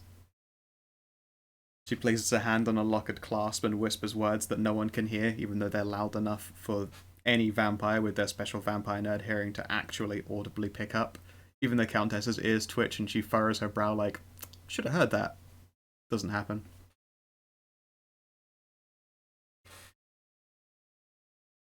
And then it slides slowly open. I'm such a fool. I should have made social gathering information checks to figure out how the Countess reacts to head pats. The coffin opens up. And it is empty. I kind of look to Lee and go, is that supposed to happen? There is a muted gasp from everyone in the room, and the bartender takes a step back, hand clenching into a slow fist. Nope. And that is where we end the session today. Really? Yeah, we've been going for 3 hours, and I'm not well enough to keep it up. So this is where the vampires suddenly turn on each other and start a murder fest over Blood rampage! Does you hear one of the vampires off the corner go, rampage? Nope. One of you here knows exactly what's going on. Someone throws a chair. Throws a fucking chair and starts it. Yeah, no, one of you here knows exactly what happened. Which is a delight. As the black man, I just sigh and pick up a chair. Well, you find some man, club him, take his shoes, use those shoes to kill another man. Well, it's time to start the rampage. Rampage! But yeah, okay then. I hope that you guys enjoyed yourselves. Sorry that it's only a 3-hour thing, but I need to take a break. I do apologize for not providing Christmas gifts. I'll think of something to give the children. Of course. Like walking to Hot Topic. What do I get a girl who's into ghosts and stuff. I want to see a scene where Ramil asks like some teenager working retail, "What do you get a child?" And he goes, and the teenager goes like, "I don't know, an iPad." And what? I just pull out gold coins and say, "I would like one iPad." I would like one of your. She gives you hers because it's like you're in a fucking Hot Topic. They don't sell that shit there, but she'll be like, you can take this and this is. I'm just gonna take this card, take this phone as well. Thank you.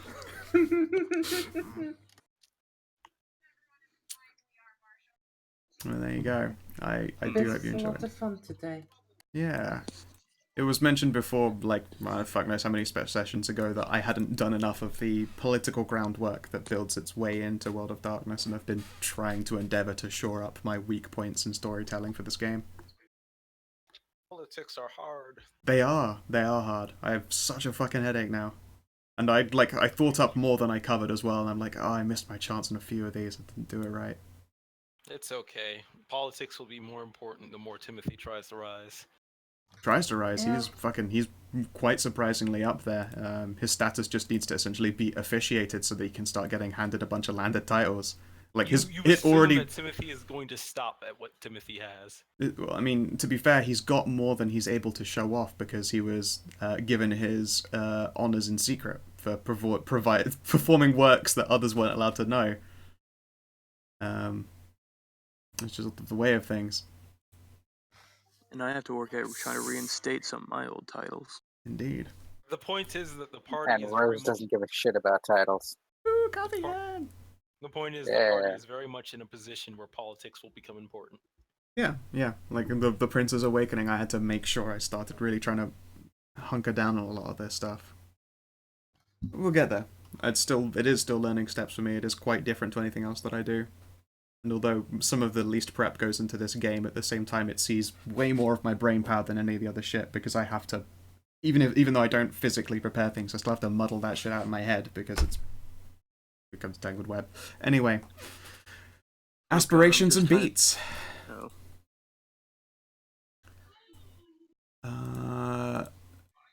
Sadly, Rose is unable to score those. I'm sorry, we would have gotten around to your Day of the Dead stuff, but Rose never got a chance for anything. Yeah, no, I'm sorry. I've used up all the energy I had left. All right, let's see. So I get an extra beat for that, right? Yeah, you can have 3. Cool. Because I'm sorry, I did not get to involve you basically all game. Let's see here. Mazendi, you had researching persistent shadows, not progressed. Learning the identity of Grim Knight, not progressed any further. Building an independent financial base of resource 2+ level. Yeah. You get to just fucking score it. You have found someone. Please do add to your character sheet. You have resource 3. Please also add O favors 3. Can I knock that down to O favors 1 and knock off my Invictus blackmail 2? Okay, yeah, absolutely. That is a very good use of it. Yeah, that was the that was sort of my plan with how it was going, but yeah. Yeah, that is perfectly acceptable. And let us see here. And DCL helped Timothy resolve an aspiration. No, you did, because you gave him a fucking gift. Oh yeah, That right. literally we just said it just now. Oh, sorry. He I got was to- in the mindset that wouldn't count because that was before I even started my I mean, aspiration. it's before you started the aspiration, but I can't just take that away from you. It was pretty fucking perfectly timed. You literally made it so that Tim doesn't owe someone 3 dots worth of favor, which is quite hard to do. Instead, he just spent some political clout that he had as a reserve. I forgot that was because of...